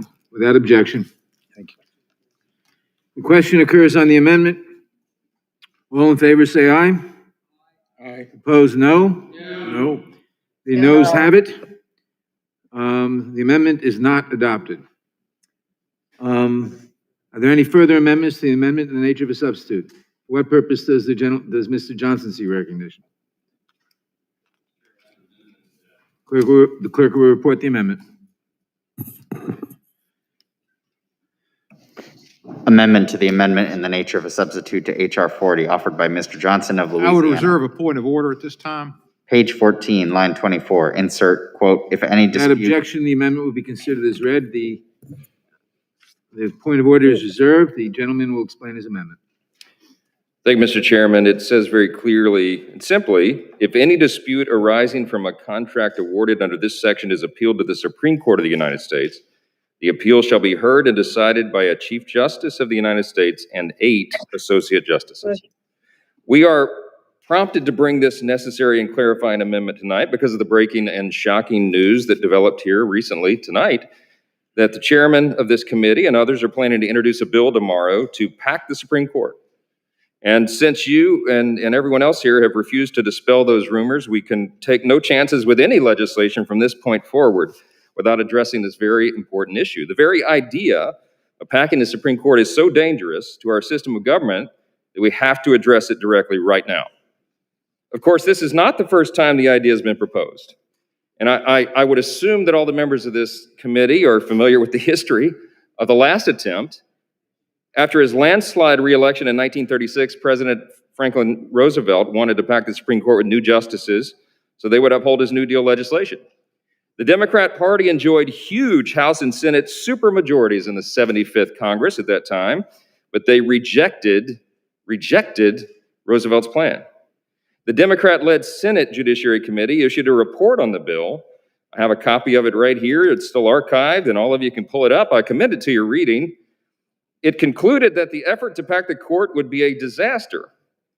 And quote, it said, its ultimate effect would undermine the independence of the courts and expand political control over the judicial department, unquote. Has anything changed in the last 8 decades? Of course it hasn't. The 1937 Judiciary Committee report continued, court packing is simply, quote, an attempt to change the course of judicial decisions by neutralizing the views of some of the present members, unquote. It is far better, the report said, that we await orderly but inevitable change of personnel than we impatiently overwhelm them with new members, unquote. If you pack the court now, it will destroy judicial independence and a basic foundational structure of our republic in a way that can never be restored once we go down this road. This government of, by, and for the people is still an experiment on the world stage. While we are still on our way to forming a more perfect union, and yes, we have sins in our past, but our Constitution, with its separation of powers, has served as a model for the constitutions of all the other nations on the earth. And we are, as a result, the most free, most powerful, most successful, most extraordinary nation in the history of the world. But we are only 245 years into this. Our birthday is July 4th, 245 years. And there are certain essential foundational principles that hold it all together. When John Adams, of course, was endeavoring to explain the difference between us and Great Britain, he said, we are a nation of laws, not of men. He meant by that the symbol of justice, Lady Justice, has a blindfold because justice is blind. And it says inscribed in the marble right above the Supreme Court building, equal justice under law. All that would be jeopardized if you packed the courts. The manipulation of the courts by the British Crown was literally one of the abuses that sparked the American Revolution. The Declaration of Independence lists the grievance, and our Constitution includes specific safeguards to prevent those abuses here. The founders of our nation, like Alexander Hamilton, wrote and warned that the independence of the courts is, quote, essential in our system of government. Do you want a small group of unelected people to become the chief legislative body in this country? For legislative and profound constitutional questions to be decided and reversed and decided again over and over and over with every election cycle and new president who wants to also add new justices to the courts? Can you imagine the very dangerous and unprecedented instability that this would bring to our justice system? This is such a radical proposal that even leading liberal scholars have vehemently opposed it over the years, and your Democrat predecessors concluded in previous generations that court packing would be madness. In more recent days, Justice Ginsburg opposed it. Justice Breyer gave a speech at the Harvard Law School just last week opposing it. He warned that public trust in the Supreme Court rests in the public's perception that, quote, the court is guided by legal principle and not politics, unquote. And he noted with great concern that there has been a, quote, growing public suspicion and distrust of all government institutions. Everybody on this committee knows that's true, and it ought to keep us up at night. I want to read just a brief excerpt from the Senate Judiciary Committee's adverse report to the New Deal legislation's judicial reorganization plan dated June 7th, 1937. And this is what it says. The Committee on the Judiciary, to whom was referred the bill to reorganize the judicial branch of the government, after full consideration, having unanimously amended the measure, hereby report the bill adversely with the recommendation that it does not pass. The committee recommends that the measure be rejected for the following primary reasons. It applies force to the judiciary and in its initial and ultimate effect would undermine the independence of the courts. It violates all precedents in the history of our government and would in itself be dangerous precedent for the future. The theory of the bill is in direct violation of the spirit of the American Constitution, and its employment would permit alteration of the Constitution without the people's consent or approval. It undermines the protection of our system that it gives to minorities and is subversive of the rights of individuals. It goes on and on. It warns that this is a terrible idea. And yet here we are today. I urge support of the amendment, but even more, I invite the chairman and all of the other Democrats here to denounce this crazy idea clearly tonight. Gentleman yields back. I recognize myself in opposition to the amendment. In the first place, the The amendment says any appeal shall be heard and decided by a Chief Justice and 8 Associate Justices. Well, that's completely impractical, because what if one of the Associate Justices, one or more of the Associate Justices have to recuse themselves for various reasons? That would violate the amendment. But in any event, and I would also point out historically that the Supreme Court, the size of the Supreme Court has increased in the past. President Lincoln increased the size of the Supreme Court. It's been increased and decreased from time to time. But in any event, I oppose the amendment. Because this bill is not the proper forum for debating this subject. It's not part of this bill. Will the chairman yield to correct the history? I yield. So it was for 5 years during the Civil War. That's it. But since 1837, since that time, we've had 9 justices, and it served us very well. And everyone, every legal scholar of note on the left and right throughout our history, and in all judiciary committees in the past, have acknowledged the wisdom of that number. Well, that's the thing. Now, if you want to change it, I'm open to amendments to changing the words of this amendment. If you want to say reclaiming my time. The history is that the Supreme Court has gone up and down in size, but that's the real point is that this bill is not the proper forum for debating that. We'll have ample time to do that. Mr. Who Chairman, else seek, does anyone else seek recognition? Mr. Chairman, I would just note that. I yield to Mr. Cohen. Thank you, Mr. Chair. I would just note that in the year 2016, for 11 months of that year, we only had 8 justices because Mitch McConnell refused to have a 9th justice. So we have not had a constant 9 justices. Mitch McConnell saw to it we had 8 justices. would the gentleman yield? No. It was a vacancy. It was still 9 justices. I reclaim my time, and I will again say this is not the proper forum to debate this subject. It's not before us in this bill. We're the Judiciary Committee, Mr. Chairman. I'm the ranking member of the Constitution Subcommittee. This is the perfect time. It's the essential time to discuss it because it came up tonight. The time is my time. I haven't yielded. Mr. Chairman. Who seeks recognition? Right here. For what purpose does the gentleman seek recognition? This is entirely appropriate amendment. As the Mr. gentleman, Chairman, I move to table the amendment. as the gentleman, I think I was recognized. No. Withdraw The my gentleman motion. has the time. The gentleman has the time. As the gentleman said with his amendment, page 14 of the bill, line 19, the commission, the 15-member commission made up of 15 Democrats. The 15 Democrats on the commission may enter into contracts with government entities, private entities, or persons for goods or services. And all the gentleman's amendment says is if there's a dispute about this contract that the 15 Democrats on this commission enter into, and it goes all the way to the Supreme Court, we don't want 13 people, we don't want 12 people, we don't want 11 people, we don't want 10 people, we want 9, or if someone has to recuse themselves or whatever, we want them to decide the case. That's all the amendment says. So, again, as the gentleman from Louisiana pointed out, if the Democrats aren't going to push this legislation tomorrow, if they're not really going to do it, they can tell us that, but it sure looks like they are. Imagine if Republicans, you guys are going to take the court from 9 to 13, want to take the court from 9 to 13. Imagine if we went the other direction. We took it from 9 to 5. We got rid of 4 people. We just kept the Republicans that were put on recently to the court. Oh my goodness, you all go crazy. Let's just stick with the number that's been there for 159 years, I think the gentleman said. This is just radical departure from what the norms of this country and what, as my colleague pointed out, every judicial scholar, left, right, center has said makes sense. But you guys are going to do it. You guys are going to do it. And it is scary and it is wrong, and the country understands that. I yield back. The gentleman yields back. Who else seeks recognition on this amendment? Mr. Chairman. Mr. Raskin. For what purpose does Mr. Raskin seek recognition? I move to strike the last word. Gentleman is recognized. I just want to make a couple of points about what we're witnessing right now. It's obviously an irrelevant distraction from the matter at hand, the history of white supremacy, slavery, oppression of millions of African Americans in our country, the system of Jim Crow, racism, housing discrimination, official governmental discrimination in everything from employment policy to housing policy to transportation policy all across the country. And, Sheila Jackson Lee has presented a very important piece of legislation that bears serious consideration and analysis by every member of Congress and by all Americans.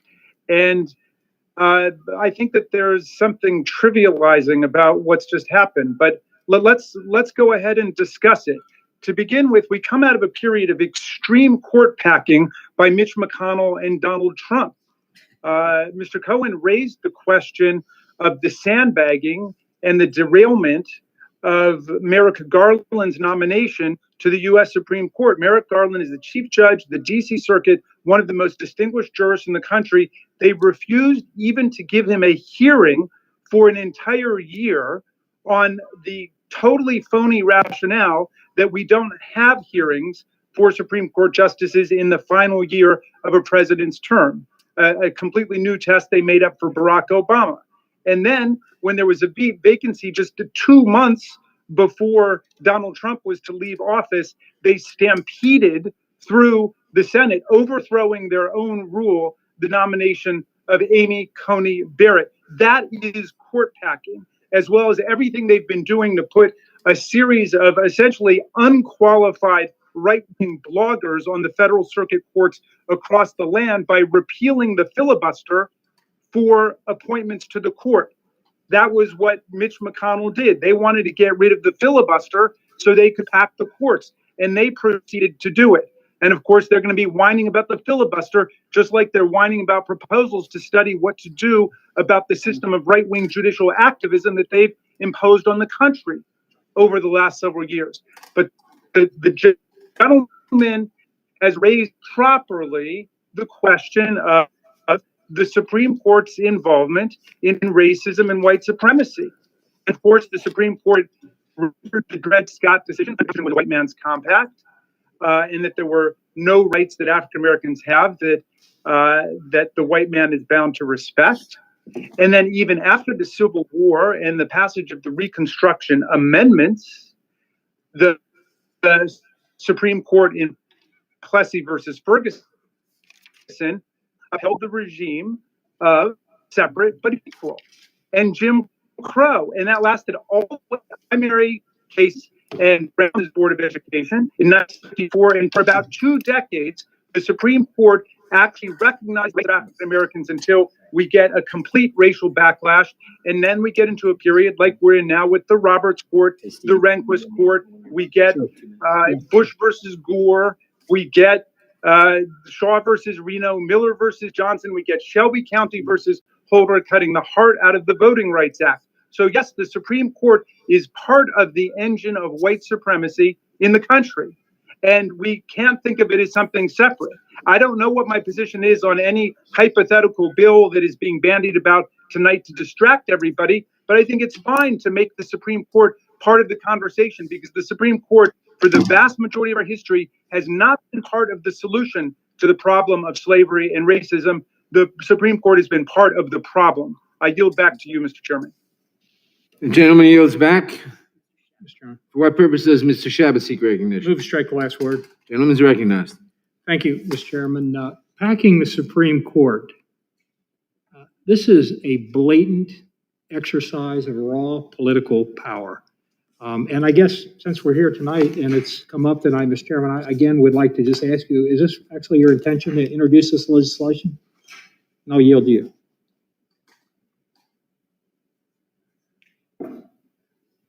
Mr. Chairman, I yield to you.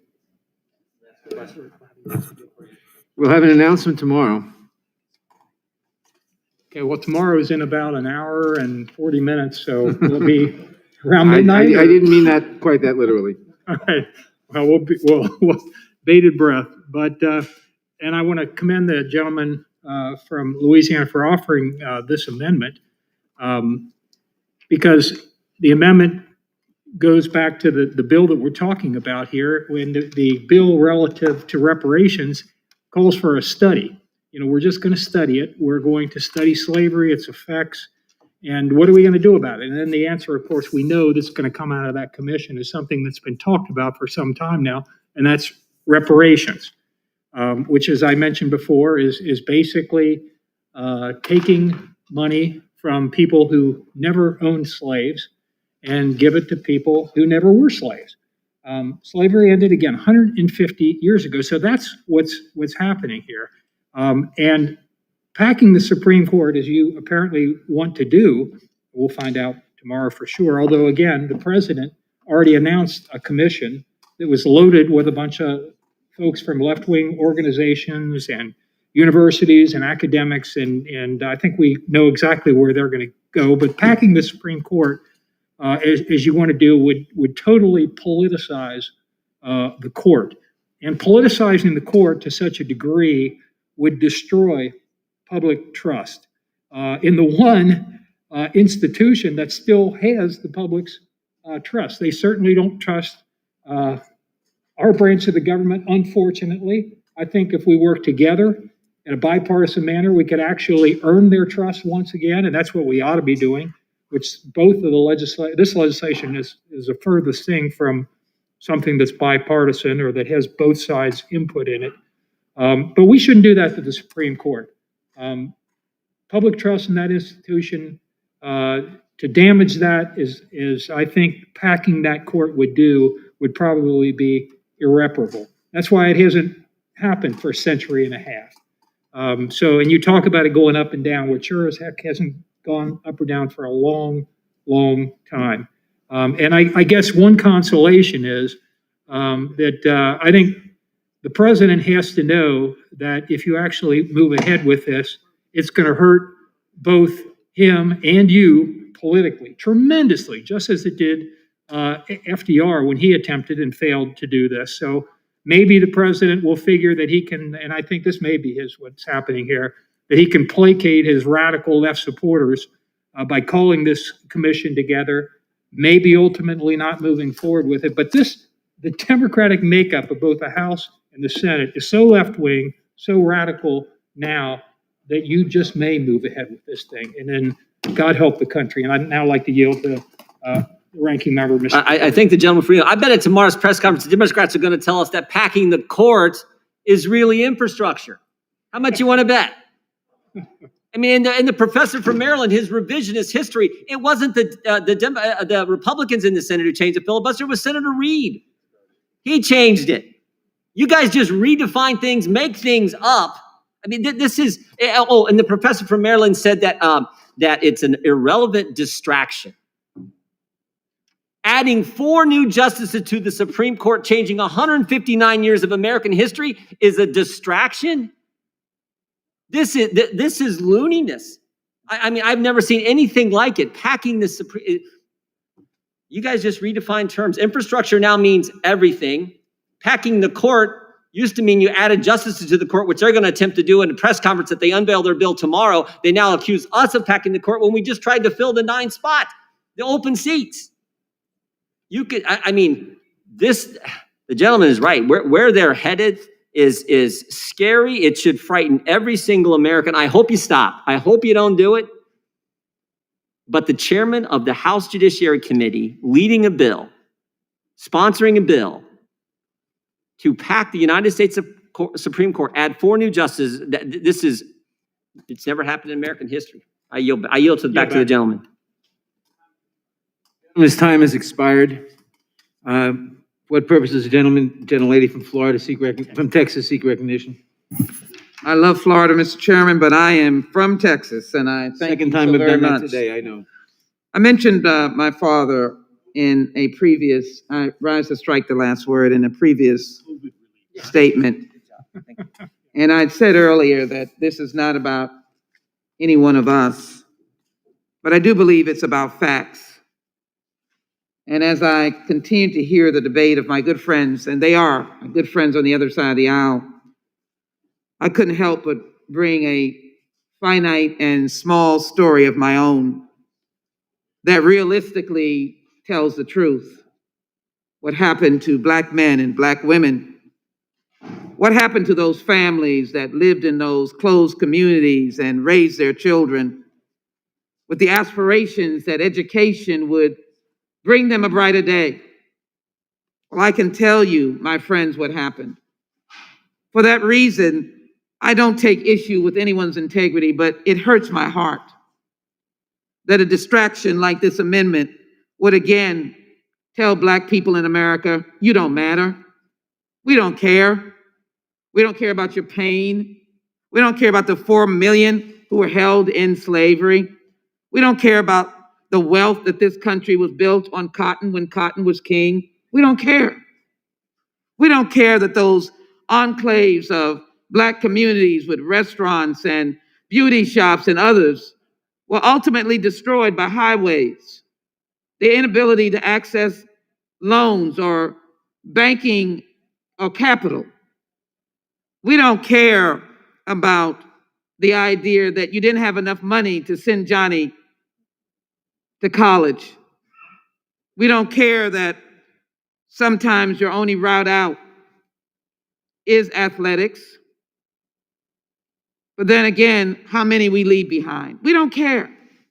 We're going to take this opportunity to put up a straw man about packing the courts when Donald Trump put 200 plus unqualified, mostly persons on this court, the district court. It was evidenced not by me, but it was evidenced by a number of accounts of individuals who came to the court. You don't care. And I just can't sit here and allow you not to care. So here's what this bill is about. HR40 is a commission to study and develop reparation proposals. It deals with the government's affirmation and sanction of slavery and discrimination. No one alive today was enslaved by, but there are millions of Americans who were born and lived under a regimen of legal racial discrimination. That's Black people. Its historical origins rooted in slavery and whose harms were weren't limited to individuals, but entire communities and the generations that followed. It also ignores the fact that for decades after slavery officially ended, the federal government, of which we are all members and which still exists today, at best ignored and at worst actively enabled this state-enforced racial discrimination. Reconstruction after the Civil War imploded took nearly 100 years to be able to get the second Reconstruction in the Civil Rights Movement. But let me tell you about the Civil Rights Movement. Has anybody heard of the individuals during that short era that were killed? Johnny Lee Jackson, all he wanted to do was vote. The four little girls in Birmingham, all they wanted to do is go to Sunday school, and they were bombed to death. Never to grow up to be what their parents knew they could be. Anybody understands the numbers of Black folk that walked down country roads and never were found again because they were hung, buried deep in the dirt, never to be found? Does everybody know the dreams of so many young men of the 1940s and 50s who did have aspirations? Or the young people going to broken schools who did have aspirations, but were living under forced racial segregation and discrimination? Or that young person with their bright new suit on going to get a new job and ultimately rejected because of the color of their skin? How many can we account for that? College degree, or young men who worked in the post office because they could not get a job. Oh, we're not whining. We're not crying. We're patriotic. We'll stand against anyone in this country to ask us about our patriotism. We fought in every war since the Revolutionary War, every war. We are law enforcement officers. We're firefighters. We're teachers. We're patriots. We teach our children to say, I pledge allegiance to this flag. But yet we live under forced segregation and racism. And this particular commission is to open the eyes of all of us. We don't know what the truth will be. It may be your truth. Blame us. I have faith in a commission established by this Congress to find out the truth, as commissions have done. And I have faith in the values of this nation that we will uphold truth when we see it, and that we will come around to recognizing that reparations is not a handout. It is restoration, it is reconciliation, it is healing, it is American. We need to pass this legislation, and we need to pass it now. HR 40 will bring us together, not with anguish, Was but generally through yield, truth. yield for a question? My time has expired. I ask my colleagues to support the HR 40 Commission to study and develop reparation proposals. I thank the gentleman for yielding to me. For what purpose, the gentlelady is yielded. For what purpose does the gentleman from California, Mr. Isis, seek To recognition? strike the last word, Mr. Chairman, Gentleman is recognized. I'd yield to the ranking member. Well, I mean, I've heard the gentlelady from Texas, and I appreciate my good friend and colleague many times today talk about healing and coming together. But the commission, I mean, if you really wanted to work together with the other side, the commission is President Biden selects 3 members, Senator Leahy selects 3 members, Speaker Pelosi selects 3 members. Why didn't you have Leader McCarthy select some members? I mean, there might be some Republicans who want to serve on this commission. Why is it so partisan? But at the same time, you're telling us you want to work with us and come together, but you got 9 Democrats, and then the other 6 come from organizations that already said they support reparations. So you can tell us you want to work with us, but you sure didn't act like it when you put the legislation together. I yield to the gentleman from California. Well, Thank do you. you gentlemen want me to answer or not? I'd be happy to answer the question. Thank you. I reclaim my time, and I'll get to the gentlelady in just a second. But our founding fathers wrote that we, the people of the United States, in order to form a more perfect union, establish justice, ensure domestic tranquility, provide for the common defense, and promote the general welfare, and ensure the blessings of liberty to ourselves and our posterity, do ordain and establish this Constitution of the United States of America. Those words in the preamble should be our guiding principle on anything we do that resembles what people are saying this commission would do. And as the ranking member said so eloquently, what part of this commission is going to create that feeling of domestic tranquility? What part of this commission is done in a way in which the American people can believe that it doesn't know what it will find, but it will seek the truth? And so it's sad on a night in which we discover that the chairman and the speaker intend to pack the court. We find out while we're discussing something here that there's nothing wrong with studying the history of slavery, and there's certainly nothing wrong with those decades of seeking a more perfect union in which time and time again we have failed. Now, before I yield to the gentlelady from Texas, who I've traveled with, who we've been together for many, many years in many places, she brought up some very good points of recent discrimination and some points of continued discrimination.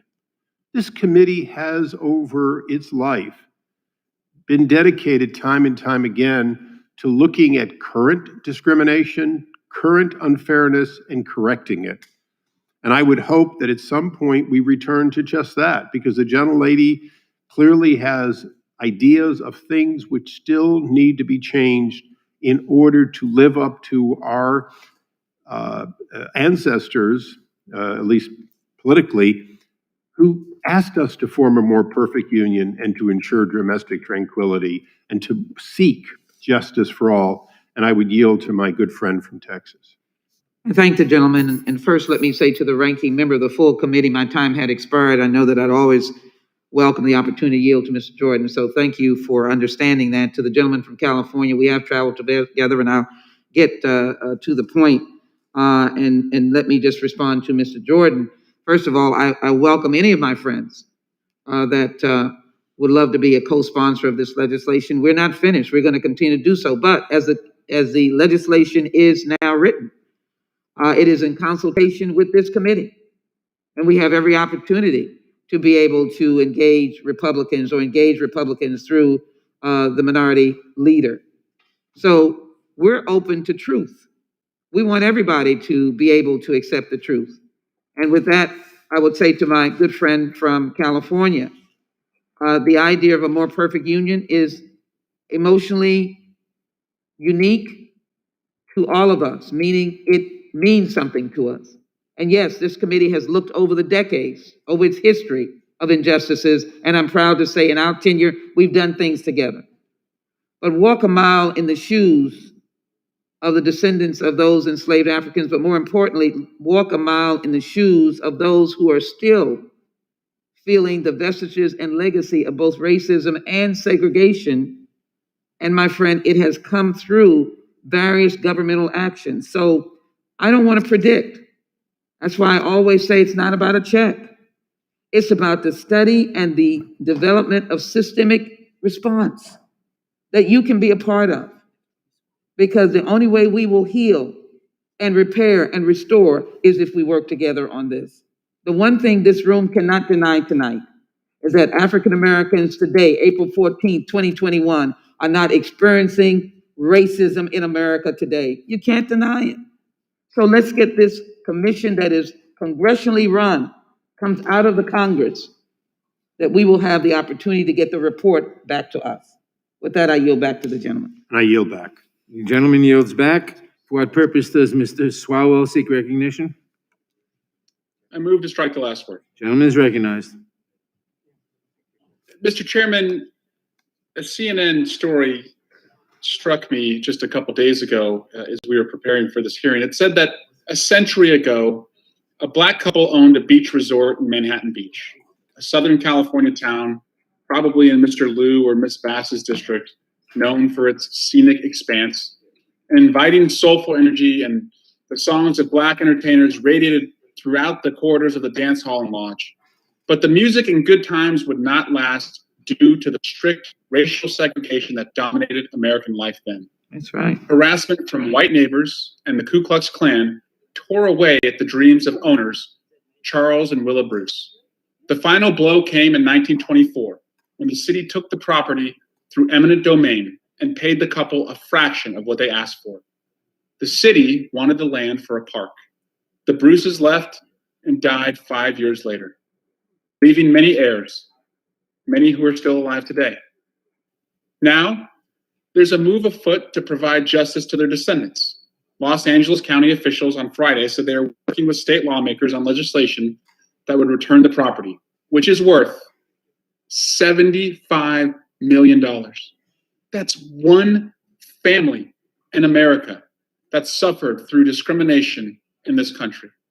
I support Ms. Jackson Lee's legislation to have a commission to look at how you make families right.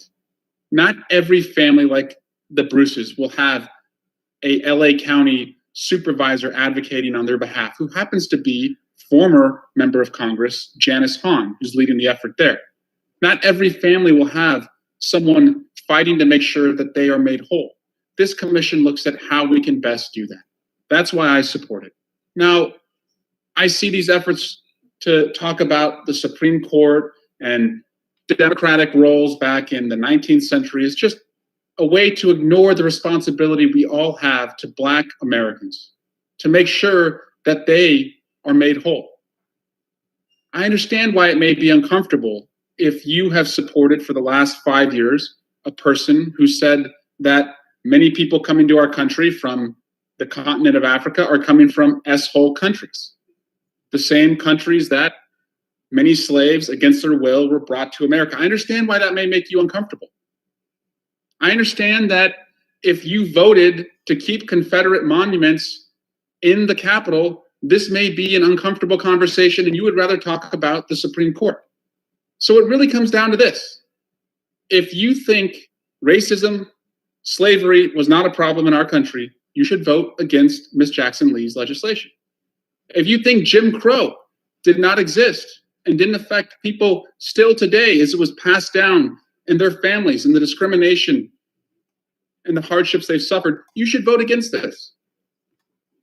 If you think white supremacy does not exist and does not affect Black Americans, you should vote against this. But if you think we should do something to better understand inequality in America, the original sin, and what we can all do to make sure that we make this right, you should vote for this legislation. That's why I'm going to do that, and I yield back. Gentleman yields back. For what purpose does the gentleman from Arizona seek recognition? Move to strike the last word. Gentleman's recognized. Thank you, Mr. Chairman. I don't think anyone's felt uncomfortable. We've had a very lively and lengthy discussion about an important issue that's important to our nation. And I appreciate the various opinions and discussion that's taken place. But this particular amendment offered by the gentleman from Louisiana is not a distraction. It's not de minimis. Kind of gets at the heart of what's happening here tonight. We're talking about if there's a conflict to arise based on a contract that is issued pursuant to a commission were one to be formed, that we have a 9-person Supreme Court adjudicate that issue. Now, we're told that that's a distraction, that that's an attempt to hide the ball from the gentlelady's bill. Nothing can be further from the truth. If this is not true, the chairman here could absolutely change it. But this is the way rumors get started. So you had The Intercept put something out.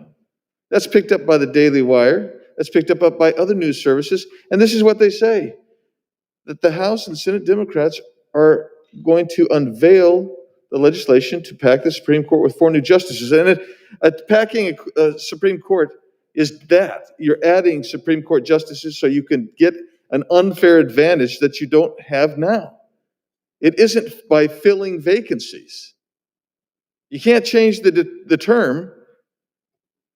This bill would add 4 seats to the High Court, bringing the total to 13 from the current 9. And it's quoting from the first article, says the bill is led by House Judiciary Committee Chair Jerry Nadler, Subcommittee Chair Hank Johnson, Freshman Rep. Mondaire Jones, and in the Senate being championed by Ed Markey of Massachusetts. Well, then it goes on to cite why it's a bad idea. Who has said it's a bad idea? None other than Senator Bernie Sanders. He said if Democrats do it, then the next time the Republicans will do it. Supreme Court Justice Stephen Breyer, registered Democrat, told Harvard just last week, confidence in the courts and in the rule of law itself will lead to diminishing the court's power, including its power to act as a check on the other branches. Supreme Court Justice Ruth Bader Ginsburg warned against packing the court, saying it will make the court appear more partisan and will trigger a constant expansion of the courts every time there's a power change in Washington, D.C. And even former Democrat Senator Harry Reid, who, by the way, and I thank the ranking member for clarifying this, he is the one that changed the filibuster rules so he could attempt to fill the judiciary at the federal level with leftist liberal judges. Anyway, Harry Reid warned over the weekend that Democrats better be careful with trying to alter the composition of the Supreme Court. Harry Reid said, I think we should be very, very careful in doing so. I have no problem with the commission, but I think that the commission is going to come back and disappoint a lot of people because they're going to come back and say, we should just kind of leave it alone. It would be inappropriate this time, after that long history we've had in this country, to have term limits for judges and change and expand the Supreme Court. And the last one was from Article 3 Project, warned that the move was alarming. It must be met with the harshest of denunciations from both sides of the aisle. So here we stand. We've been having a very lively debate about something that's very important to a lot of people, and in fact, the entire nation. And we're not the ones that offered a distraction. We've been having this discussion, fact-based, and it's gone back and forth. And that's a healthy type of thing for a deliberative body. It wasn't us that brought into the fray this notion of packing the United States Supreme Court. Packing the United States Supreme Court is one of the worst things that could happen at this time. And I'll yield now to the ranking member, Mr. Jordan. Yeah, I think the jump for you. I just pointed out, I was joking when I said earlier that Democrats will probably say packing the court's infrastructure. In fact, the chairman laughed. We all laughed. But it's true. One of the co-sponsors of the legislation, the gentleman just pointed out, Mr. Jones, one of our colleagues, tweeted out an hour ago, Supreme Court expansion is infrastructure. You can't make this stuff up. One of our colleagues on the Judiciary Committee actually said that, tweeted that out an hour ago. I had no idea, but our staff just showed it to me. This is how crazy it has become. And they call it a distraction. I yield back to the gentleman. Thank you. My time's expired. Thank you, Mr. Chairman. For what purpose does Mr. Roy seek recognition? Move to strike, last word. Gentleman's recognized. Thank you, Mr. Chairman. I don't believe that this conversation is a distraction because everything we're talking about here is about power. That's what this is all about. Everything we're talking about here is about power. Who gets to decide? That's the question. Who gets to decide? And this is all about the future of our nation right now. When we think about these important decisions about when you pack the court and you add 4 justices, that changes very much the question of who decides on these important issues. And we know the important issues that have come before the court. Roe versus Wade, 62 million dead babies since Roe versus Wade. Marriage, the definition of marriage, whether someone can bake a cake and not be able to not be persecuted based on their religious beliefs. Gun rights, free speech rights, the ability not to have those trampled. All of these things are things that are decided by the court, and the whole purpose of packing it is to get a result. That's the purpose of packing it, is to get a result from the court. If we want to talk about results, we could talk right now about Brown and Plessy. What was right? I think Plessy was wrong, Brown was right, and I think that was the case because Charles Sumner and some of the history, if you look at it, would tell you that Plessy got the intent of the ratifiers wrong, and Brown corrected it. But go listen to Elena Kagan's testimony in 2008 when she danced around the questions from Senator Cornyn about that very question, basically implying that, well, Brown just made up for this and let the law catch up. That's what happens when the court makes the law. That's what happens when the court becomes activist. That's why these questions matter. It's outcome-based policymaking. We're trying to make the Supreme Court turn into something to create policy. Let's go back to something that the ranking member said. Would the gentleman yield for question? If you give 1 second, Chair, if I can go a little bit farther, then I'll try. Unless I can continue time, I have additional time. So what the ranking member brought up was in the issue that was raised about the court. Okay, let's go back to 2003 for a second. Miguel Estrada. Does anybody remember that name? Mm-hmm. Priscilla Owens. Does anybody remember that name? Janice Rogers Brown. Anybody remember those names? Miguel Estrada was denied the ability to be on the DC Court of Appeals. Why? Because he's Hispanic. Straight up true. We know it. Why? Democratic memos. We can't talk about it because those memos came off of a server that a staffer found and everybody said, hush, hush, let's slide that under the rug. But Miguel Estrada was purposely denied the ability to serve in the DC Court of Appeals because he is Hispanic and he's conservative.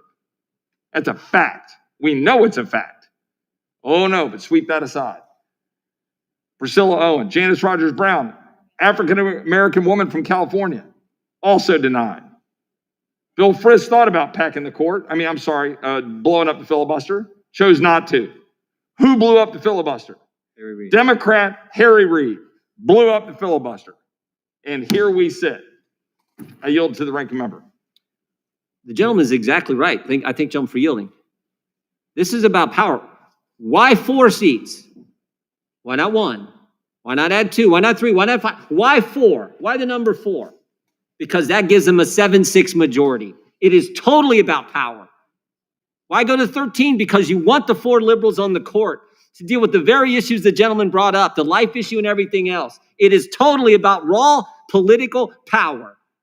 And it's disgusting to watch. I yield back to the gentleman. Well, I thank the ranking member. What I tell you is, you go back to 1937. What did Chief Justice Charles Evan Hughes say to FDR? Quote, there would be more judges to hear, more judges to confer, more judges to discuss, more judges to be convinced and decide. It would blow up the court. That number 9, all 50 states have 7 to 9 Supreme Court justices. They don't have 13. Would the They don't have gentleman 15. yield? They don't have 17. Who just asked that question? Jackson Lee. I would yield to the gentlelady from Texas, Adam. The recounting, your time is gone, but let me just quickly say, recounting of history is important for this committee. Yes, ma'am. And I welcome it. I would just simply say this. I would look factually, maybe that could be something under the commission to really determine whether anyone was rejected because of their race or might have been because of their philosophy. But I also asked the question about any of the judges that have been appointed in the last 4 years. They have a record of concern about equal justice under the law. That maybe has been the issue on judges not being confirmed. But maybe our commission will also look at the question of the courts, since it is comprehensively looking at the issue of race discrimination in this country. And that may bring us some more facts. I thank the gentleman from yielding, and I don't know anything about court packing or legislation regarding courts. There's nothing that I see that has been announced or introduced. But let me go on record and say that if such legislation is, I will co-sponsor it. I yield back. The gentlelady yields back. The time of the gentleman has I'd expired. reclaim my time, but I don't have any reclaim. Gentleman, time has expired. For what purpose does Mr. Bishop seek recognition? Strike the last word. Gentleman is recognized. So, the cat's out of the bag. Court packing plan, ready to roll. And when FDR, buoyed by that massive electoral mandate and his majorities in 1936, proposed to pack the court in 1937, despite the political power Democrats wielded, it was Democrats in Congress who stopped FDR's court packing plan cold. It was those bad old racist Democrats whom today's Democrats judge from their lofty sanctimony, who had the self-discipline and statesmanship to tell FDR no when he assaulted the foundations of our constitutional system. What do today's Democrats, congressional Democrats, the new, morally superior, virtuous Democrats do on a bare 2-vote majority in this Congress? Plot in secret to bring forward a unilateral, completely partisan plan to pack the Supreme Court. They play ridiculous games with words, or I should better say ominous games. Child care is infrastructure. Court packing means filling a vacancy. The freest country in the world, the freest country the world has ever seen, is hopelessly and systemically racist. We've heard this technique before. War is peace. Freedom is slavery. Ignorance is strength. The new virtuous Democrats disregard the warnings of Justices Ginsburg and Breyer, of 1983's Joe Biden, even Harry Reid, no slouch in hard-knuckle exercise of political power, that one. Even Harry Reid rejected court packing. And by that I mean court packing. These are the Democrats who can define and dispense justice through a commission of all Democrats. They will pursue power at any price. They profess constantly the goal of unity while driving and embracing every means conceivable of dividing Americans against one another. They're working to, quote, end policing. They're transforming the concept of voting. They want to completely remake America as we know it and bring us all together. I yield back. Well done. Gentleman yields back. For what purpose does the gentleman from Oregon seek recognition?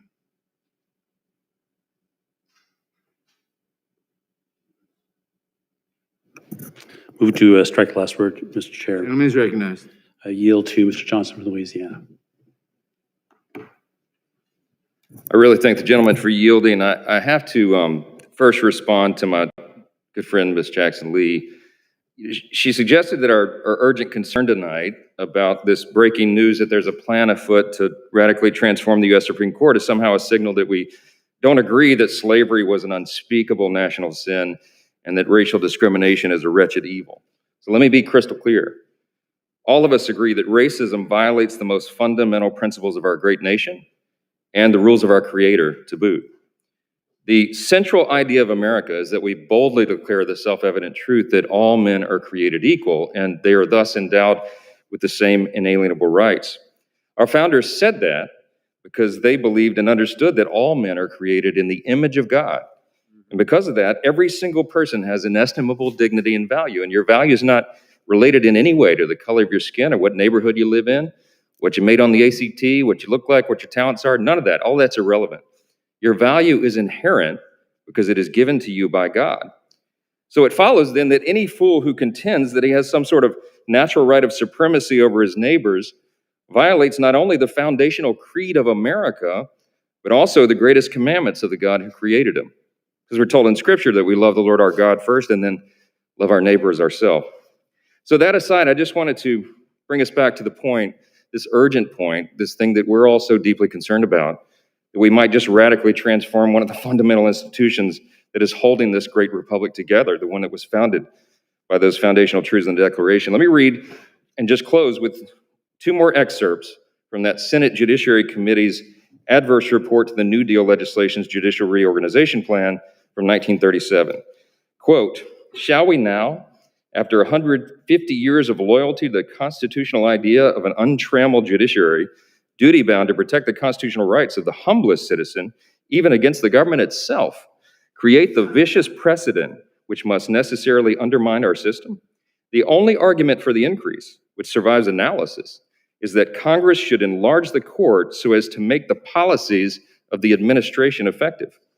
But court packing would subjugate the courts to the will of Congress and the president, and thereby destroy the independence of the judiciary, the only certain shield of individual rights. Under the form of the Constitution, it seeks to do that which is unconstitutional. Its ultimate operation," they concluded, "would be to make this government one of men rather than one of law. And its practical operation would be to make the Constitution what the executive or legislative branches of the government choose to say it is, an interpretation to be changed with each change of administration. It is a measure which should be so emphatically rejected that its parallel will never again be presented to the free representatives of the free people of America," unquote. You know, that was written by the supermajority of Democrats who were in charge of both houses of Congress in 1937. That admonition echoes down through us to us today, and we ought to heed it because they were exactly right. I've never agreed with Democrats so much as that beautiful piece of prose, and you ought to read it yourself and be reminded that what you're about to do tomorrow, Mr. Chairman, and everybody who's an accomplice in this, is destroy one of the foundational precepts of this great country that we all love so much. We're in a process of becoming a greater nation, and this is all part of the growing pains, but I'm telling you, you can't change this. So I will... Would the gentleman yield? I'll yield to the gentleman from Texas. Go ahead. I would just ask the gentleman if you believe is correct, if your recollection of history is like mine, that there are numerous cases where presidents have had their policies or their desires struck down by courts in which they've got justices in there that they themselves appointed. For example, the landmark case in which the court curbed presidential power by striking down presidential Harry Truman steel seizure was decided by a majority that included two Truman appointees. President Obama had numerous times checked. President Nixon's presidency was signaled when the full Supreme Court, including his own appointees, rejected his claims of executive privilege. We also are aware, as we recall, what occurred in December in Texas v. Pennsylvania. Would the gentleman agree that that is often the case and that politicizing the court would lead to its downfall? Absolutely, and that's part of our system. It's one of the perils of a free republic in our system of checks and balances in our three branches of government. But we ought to keep it because it served us pretty darn well for 245 years. I urge support of this amendment, and I yield back.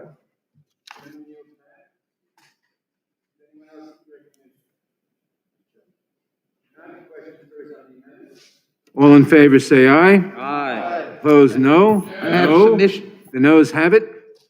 And the amendment is not approved. Are there any other amendments to the amendment in the nature of a We substitute? want to vote on that one. We want to vote on that one. Yeah. We'd ask for a recorded State vote. your point of order, Mr. Cicilline. The vote is closed. It's true. And ask for a vote, roll call vote after the vote's concluded. Ms. Point of Cicilline, order is well what?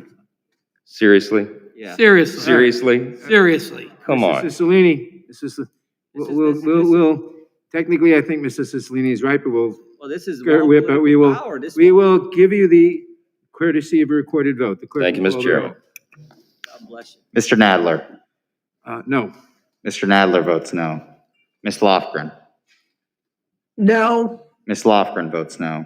Ms. Jackson Lee. No. Ms. Jackson Lee votes no. Mr. Cohen. Mr. Cohen votes no. Mr. Johnson of Georgia. No. Mr. Johnson of Georgia votes no. Mr. Deutsch. No. Mr. Deutsch votes no. Ms. Bass. No. Ms. Bass votes no. Mr. Jeffries. Mr. Cicilline. Mr. Cicilline votes no. Mr. Swalwell. No. Mr. Swalwell votes no. Mr. Liu. Mr. Raskin. No. Mr. Raskin votes no. Ms. Jayapal. No. Ms. Jayapal votes no. Ms. Demings. No. Ms. Demings votes no. Mr. Correa. Mr. Correa votes no. Ms. Scanlon. No. Ms. Scanlon votes no. Ms. Garcia. No. Ms. Garcia votes no. Mr. Neguse. No. Mr. Neguse votes no. Ms. McBath. Mr. Stanton. Stanton votes no. Mr. Stanton votes no. Ms. Dean. Dean, no. Ms. Dean votes no. Ms. Escobar. No. Ms. Escobar votes no. Mr. Jones. No. Mr. Jones votes no. Ms. Ross. Ross votes no. Ms. Ross votes no. Ms. Bush. Ms. Bush votes no. Ms. Bush votes no. Mr. Jordan. Mr. Jordan votes yes. Mr. Shabbat. Mr. Shabbat votes aye. Mr. Gomer. Mr. Issa. Aye. Mr. Issa votes aye. Mr. Buck. Mr. Buck votes aye. Mr. Gates. Aye. Mr. Gates votes aye. Mr. Johnson of Louisiana. Mr. Johnson of Louisiana votes aye. Mr. Biggs. Mr. Biggs votes aye. Mr. McClintock. Aye. Mr. McClintock votes aye. Mr. Stubbe. Yes. Mr. Stubbe votes yes. Mr. Tiffany. Mr. Massey. Yes. Mr. Massey votes yes. Mr. Roy. Aye. Mr. Roy votes aye. Mr. Bishop. Aye. Mr. Bishop votes aye. Ms. Fishbach. Aye. Ms. Fishbach votes aye. Ms. Sparts. Yes. Ms. Sparts votes yes. Mr. Fitzgerald. Mr. Fitzgerald votes aye. Mr. Benz. Mr. Benz votes yes. Mr. Owens. Mr. Owens votes yes.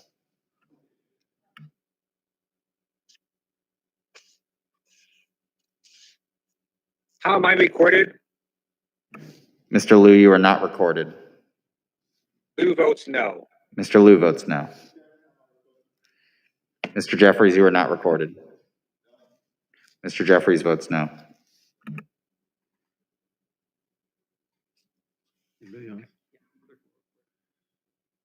Has everyone voted who wishes to vote? Clerk will report.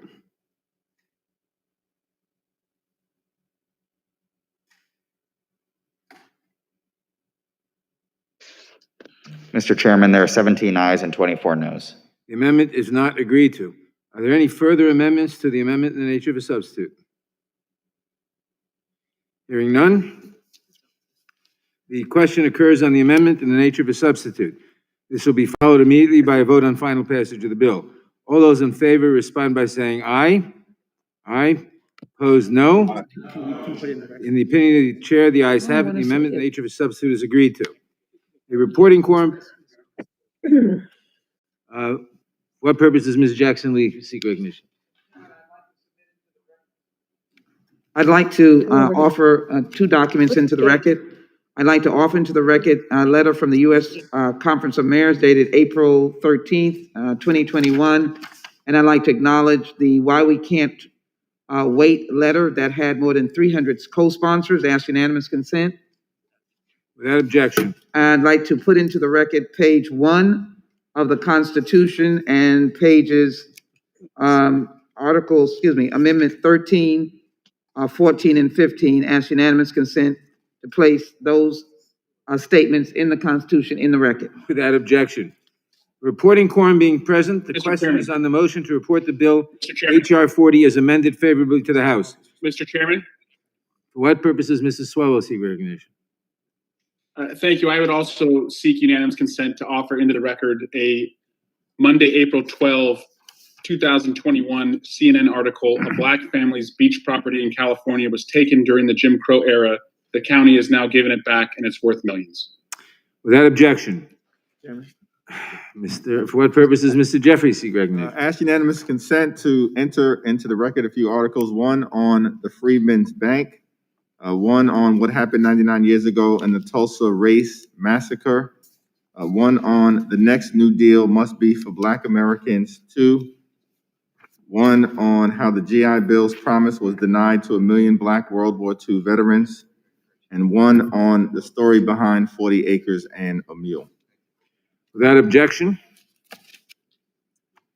A reporting quorum being present, the question is on the motion to report the bill HR40 as amended favorably to the House. Those in favor respond by saying aye. Aye. Aye. Opposed, no. The ayes have it, and the bill is ordered reported favorably. That's a recorded vote. Recorded vote has been requested. The clerk will call the roll. Mr. Nadler. Aye. Mr. Nadler votes aye. Ms. Lofgren. Yes. Ms. Lofgren votes yes. Ms. Jackson Lee. Aye. Ms. Jackson Lee votes aye. Mr. Cohen. Mr. Cohen votes aye. Mr. Johnson of Georgia. Yay. Mr. Johnson of Georgia votes yea. Mr. Deutsch. Aye. Mr. Deutsch votes aye. Ms. Bass. Aye. Ms. Bass votes aye. Mr. Jeffries. Mr. Jeffries votes aye. Mr. Cicilline. Mr. Cicilline votes aye. Mr. Swalwell. Aye. Mr. Swalwell votes aye. Mr. Liu. Aye. Mr. Liu votes aye. Mr. Raskin. Aye. Mr. Raskin votes aye. Ms. Jayapal. Aye. Ms. Jayapal votes aye. Ms. Demings. Aye. Ms. Demings votes aye. Mr. Correa. Mr. Correa votes aye. Ms. Scanlon. Aye. Ms. Scanlon votes aye. Ms. Garcia. Aye. Ms. Garcia votes aye. Mr. Neguse. Aye. Mr. Neguse votes aye. Ms. McBath. Aye. Ms. McBath votes aye. Mr. Stanton. Aye. Mr. Stanton votes aye. Ms. Dean. Aye. Ms. Dean votes aye. Ms. Escobar. Aye. Ms. Escobar votes aye. Mr. Jones. Aye. Mr. Jones votes aye. Ms. Ross. Aye. Ms. Ross votes aye. Ms. Bush. Ms. Bush votes aye. Ms. Bush votes aye. Mr. Jordan. No. Mr. Jordan votes no. Mr. Shabbat. Mr. Shabbat votes no. Mr. Gomer. Mr. Isa. Mr. Isa. Mr. Isa votes no. Mr. Buck. Mr. Buck votes no. Mr. Gates. No. Mr. Gates votes no. Mr. Johnson of Louisiana. Mr. Johnson of Louisiana votes no. Mr. Biggs. Mr. Biggs votes no. Mr. McClintock. No. Mr. McClintock votes no. Mr. Stubbe. No. Mr. Stubbe votes no. Mr. Tiffany. Mr. Massey. Mr. Massey votes no. Mr. Roy. Mr. Roy votes no. Mr. Bishop. No. Mr. Bishop votes no. Ms. Fishbach. No. Ms. Fishbach votes no. Ms. Sparts. No. Ms. Sparts votes no. Mr. Fitzgerald. Mr. Fitzgerald votes no. Mr. Benz. Mr. Benz votes no. Mr. Owens. Mr. Owens votes no.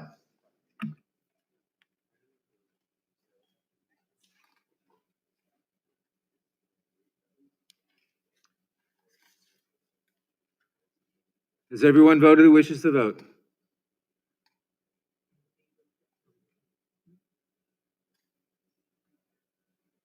The clerk will report. Mr. Chairman, there are 25 ayes and 17 noes. The bill, the bill is approved. Members will have 2 days to submit views. Without objection, the bill will be reported as a single amendment, nature of a substitute incorporating all adopted amendments, and the staff is authorized to make technical and conforming changes. Pursuant to notice, I now call up the final report on investigation of competition in digital markets for consideration. I move that the committee adopt the report and file it with the House. Pursuant to Clause 1B2 of House Rule 11, because the text of this report has been available to members for at least 24 hours, it is considered read. In light of the hour, I am going to place my full statement in the record. I will just note that Mr. Cicilline and his colleagues on the Antitrust Subcommittee have produced an invaluable resource that will help inform our efforts to strengthen competition in digital markets and throughout the economy. I urge all members to adopt the report. I now recognize the distinguished ranking member of the Judiciary Committee, the gentleman from Ohio, from Mr. Jordan, for his opening statement. Thank you, Mr. Chairman. We're going to have some amendments to the report. I mean, the report that we will, I think 3 that we will offer, but in our judgment, the report doesn't address the fundamental issue of big tech's attack on conservatives, and some of the unprecedented things we saw happen last fall in the course of the presidential campaign. So we have some amendments that we'll offer, but hopefully we can move through this pretty quickly. We have some amendments that we'll offer. Hopefully we'll move through this pretty quickly, but I know Mr. Biggs has our first amendment. The gentleman the gentleman yields back. For what purpose does Mr. Biggs seek recognition? I have an amendment at the desk. The clerk will report the amendment. Amendment 2, final report on investigation of competition in digital markets offered by Biggs of Arizona. On page 403, add the following. Chairman, I reserve a point of order. Congress must act now to overhaul Section 230 of the Communications Decency Act. What Congress intended as a limited protection for tech companies has turned into the equivalent of a bomb shelter. Special treatment for Silicon Valley must stop. Until Congress overhauls this law, big tech censorship of conservative voices and views will continue to plague the American people, undermine First Amendment values, and threaten individual liberties that are at the core of our democracy.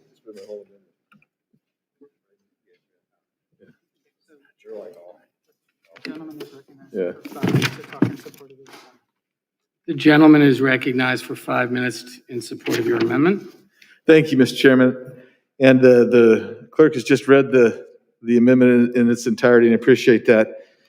I want to give you, we're talking here about attacks specifically upon conservative voices and views. So here's an example. A big city newspaper, and this is real, this is real, writes an inflammatory opinion piece versus a public figure. It's so inflammatory that they lost its motion to dismiss on the defamation suit because it was malicious. Then USA Today picks up that piece from the New York Times. They quote the New York Times piece, including the erroneous language. Then what happens on social media with these big tech giants? Facebook and social media relies on that USA Today piece, apparently in its algorithm, and apparently that's what they're relying on, and they turn off the victim, a conservative voice, they turn off their Facebook site. Tens of millions of followers can't find that information anymore.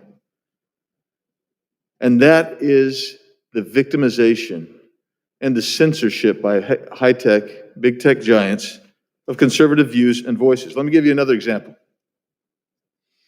A Canadian news and news and commentary provider on the internet. They're suspended by YouTube for 1 week. You take them down, that means, of course, they lose followers, they lose the monetization of that. Why did they get taken down? Because they had a 3-month-old video about how social media companies had been censoring President Trump. The video is 3 months old. That same video, by the way, is on dozens of YouTube news sites, including CNN's, ABC's, and Wall Street Journal. But the only place it was censored was the Canadian news and commentary place, because that is a conservative voice. So my amendment really wants to include the language to explain why Section 230 of the Communications Decency Act needs to be overhauled. I've given you 2 brief examples, and believe me, we could give you a whole litany of examples. I want to look at my Republican colleagues, and I wonder how many of you have been censored, had your social media sites taken down. I have. Then we could get a little note saying that we took it down in error. This needs to be fixed. And in some ways, it simply needs to be enforced. Anyway, the point is, something needs to be done with it. That's what this amendment's about. And with that, Mr. Chairman, I'm going to yield to the gentleman from Ohio. Well, I thank gentleman for yielding. I support the amendment. The gentleman from Ohio is recognized. Thank you, Mr. Chairman. This is, such distinguished scholars as Alan Dershowitz say, this is what has to happen to allow free speech, the First Amendment, to flourish as we want it to in this great country. So this is a simple concept. This is a report, right? This is not legislation. This is a report saying this is something we should do to stop the censorship, largely, we believe, of conservatives. But we want all speech out there. As I think what Justice Brandeis says, the answer to, quote, disinformation is more speech, more information. That's what we want. This is something this committee, the committee that's supposed to protect the First Amendment, could go on record on in this report and say, we support this change that will allow greater speech, more speech, allow the First Amendment to flourish like it's supposed to in our great country. With that, I yield back to the gentleman. Thank him for sponsoring this language to add to the report. I thank the gentleman, and I will yield back to you, Mr. Chairman. Thank you. The gentleman yields back. I now recognize myself in opposition to the amendment. If my Republican colleagues disagree with anything in the report, or if they have additional matters they wish to raise, they may properly register their disagreement by filing supplemental, additional, or dissenting views. This amendment makes changes to the recommendations of the report. The recommendations consist of a menu of options for Congress to consider to promote competition online and strengthen the antitrust laws. The recommendations respond to the findings and conclusions we reached as a result of our 16-month bipartisan investigation into competition into the digital marketplace and the sufficiency of our antitrust laws. The content moderation practices of digital platform monopolies and social media companies was not the focus of the investigation. Our request for information from the investigated companies and other market participants did not seek documents or information regarding content moderation practices. Our request for feedback from leading antitrust scholars and practitioners did not ask for recommendations on reforms to Section 230 of the Communications Act. The evidence gathered during the course of the investigation does not support any findings or recommendations regarding changes to Section 230 of the Communications Act, so I urge my colleagues to defeat the amendment. I would just note in passing, to the extent that folks on the other side of the aisle get themselves all into a lather about the conservative bias of internet platforms, I would note that what has routinely been the case, and I just got it for yesterday, the top 10 performing link posts, which is measured by total interactions, are routinely the top 7 or 8 are some of the most conservative platforms. And so For just yesterday, it was Franklin Graham, Barack Obama, TMZ, Ben Shapiro, Sean Hannity, Don Bongino, Entertainment Tonight, Ben Shapiro, and Ben Shapiro. I would also, and I'd ask that that be made a part of the record without objection. And secondly, the top web publishers, again, with the highest amount of engagement are Daily Wire, Fox News, and Daily Mail by a huge margin. I'd ask that it also be included in the record. So my point is, if your claim is there's conservative bias, they're doing a really lousy job. So anyway, it's would you not a yield part to of the a question, I have to, excuse me. Would you yield I to a have the question? time. No. So this is not an issue which was a subject of this investigation. It's not an appropriate amendment. I urge my colleagues to defeat it. I'm happy to take your question. Thank you, Mr. Chairman. I didn't mean to interrupt. I just wanted I to understand. make sure we didn't run out of time. So my question is, if you had a platform, for instance, I don't know, one called Parler to compete with Twitter, and the big platforms that they were relying on, and you have 400,000 followers, and the big platform says, you know what, we're going to unplug Parler. What does that do for conservative voices and such as members of this body? It penalizes them. Yeah, we're claiming my time. Look, I think, again, the question about what platforms exist and don't exist was not the subject of this investigation. This was an investigation which focused on the 4 largest technology platforms to look at the absence of competition in the digital marketplace. It was an investigation that proceeded over 16 months. It was a top to bottom review of competition in the digital marketplace. Our investigation included the collection and review of nearly 1.3 million documents from the investigated companies, third parties, and antitrust enforcement agencies. We held 7 hearings with 38 witnesses to review the effects of market power online. We heard from the chief executives of Amazon, Apple, Facebook, and Google. We interviewed more than 240 market participants, technology experts, and current and former employees at the investigated firms. We received input from dozens of leading antitrust scholars, practitioners, economists, and enforcers. And we received briefings from the Department of Justice and the Federal Trade Commission, as well as from the investigated companies, industry leaders, civil society, and trade groups. This was a serious, bipartisan investigation that produced a significant report. And again, this notion of the curating of content was not a subject of the investigation. So with all due respect to the sponsor of the amendment, I urge my colleagues to defeat this amendment. And Mr. Chairman. Mr. Jordan is recognized for 5 minutes. Thank you, Mr. Chairman. You just mentioned 4 companies, Amazon, Apple, Facebook, and Google. You finished your report, wrote your report on October 6th. 3 big events happened after October 6th, after you did the report. One is one that the gentleman mentioned, the deplatforming of Parler. That happened. All four of those entities colluded to get rid of Parler. Second big event, all 4 of those entities colluded to say, we are going to make sure that we deplatform the sitting president of the United States. Unprecedented. And then third, all those big tech companies said, we're going to do everything we can to shield the American people, keep the American people from getting access to a pretty darn important story in the run-up to the most important election we have, the presidential election. They said, we're not going to let our platforms share the story about Hunter Biden, even though there was an eyewitness who had documents and he was under investigation by the FBI. Those are 3 pretty darn big events, and all 4 of those companies that you had your 16-month investigation on were a part of those 3 things.